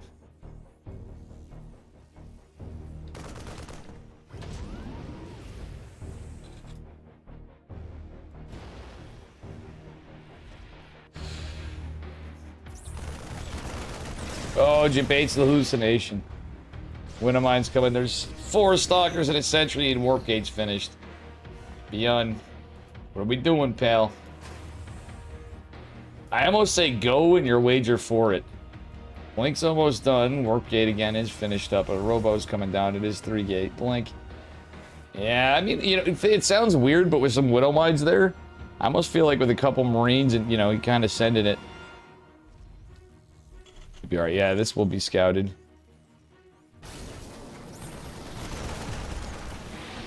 Hero going out to be aggressive, but the Widow Mine drop's coming in. Robo Bay is going to be scouted by Beyond as the Widow Mine drop comes in. Marines won't get it, and oh my god! Pretty, okay, not as massive damage. Obviously, if that was OG Widow Mines, that'd be a problem.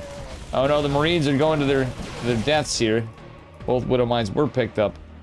And that's that. If the Blink's coming in, it's going to mess with the stim timing. Faux show. The 1 siege tank ain't going to get here in time. Oh, it's rough losing that tech lab. Oh no! Beyond!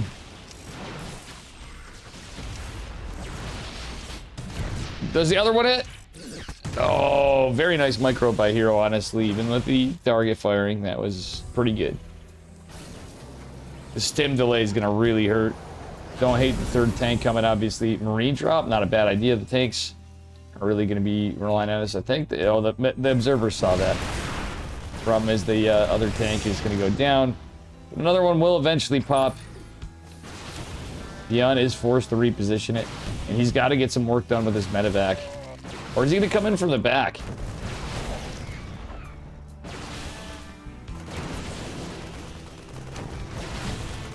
Liberators here as well.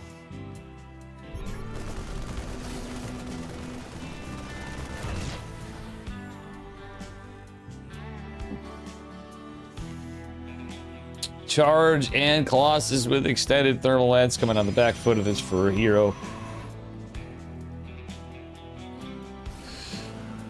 I mean, the funny thing is, though, truth be told, as much of a Beyond fan as I am, even without the patch, I always feel like a Hero had Beyond's number, even in, like, you know, previous patches. Often Beyond would beat him sometimes, for sure. But, both these guys be kind of good, is what I'm getting at. Combat Shield's coming behind this. Stem didn't even finish. Okay, that actually might work out to a point. Liberator trying to go out by Beyond, but oh my god, there's Stalkers guarding everywhere. I kind of wouldn't hate a push to a point. Well, you know, he's got the Liberator, but he's got the Ghost Canopy coming, getting some more racks, got his 3rd CC, finishing up. A defensive posture, not horrible for Beyond right now, because he doesn't have the army supply. He does need to try to get some work done with the Liberator if and when he can. Okay, he knows that stuff's there.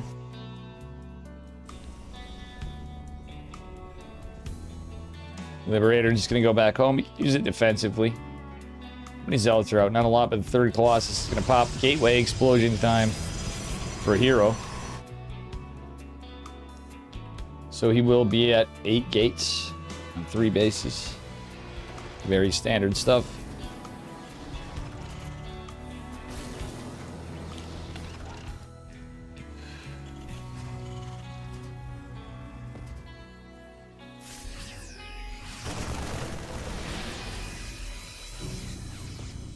Alright. Warp Prism coming out. Ground weapons, ground armor.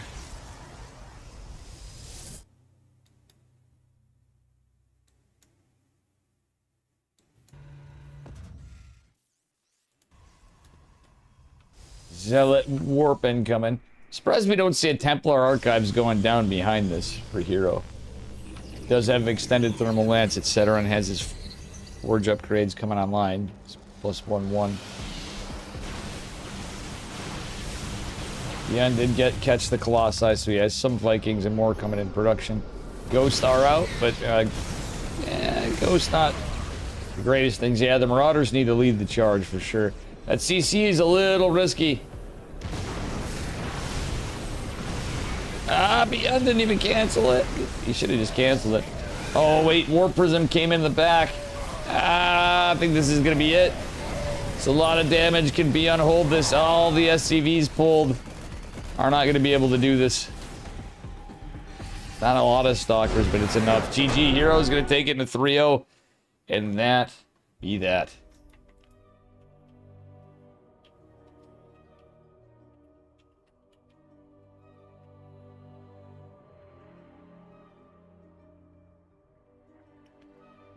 All right, now we can go on.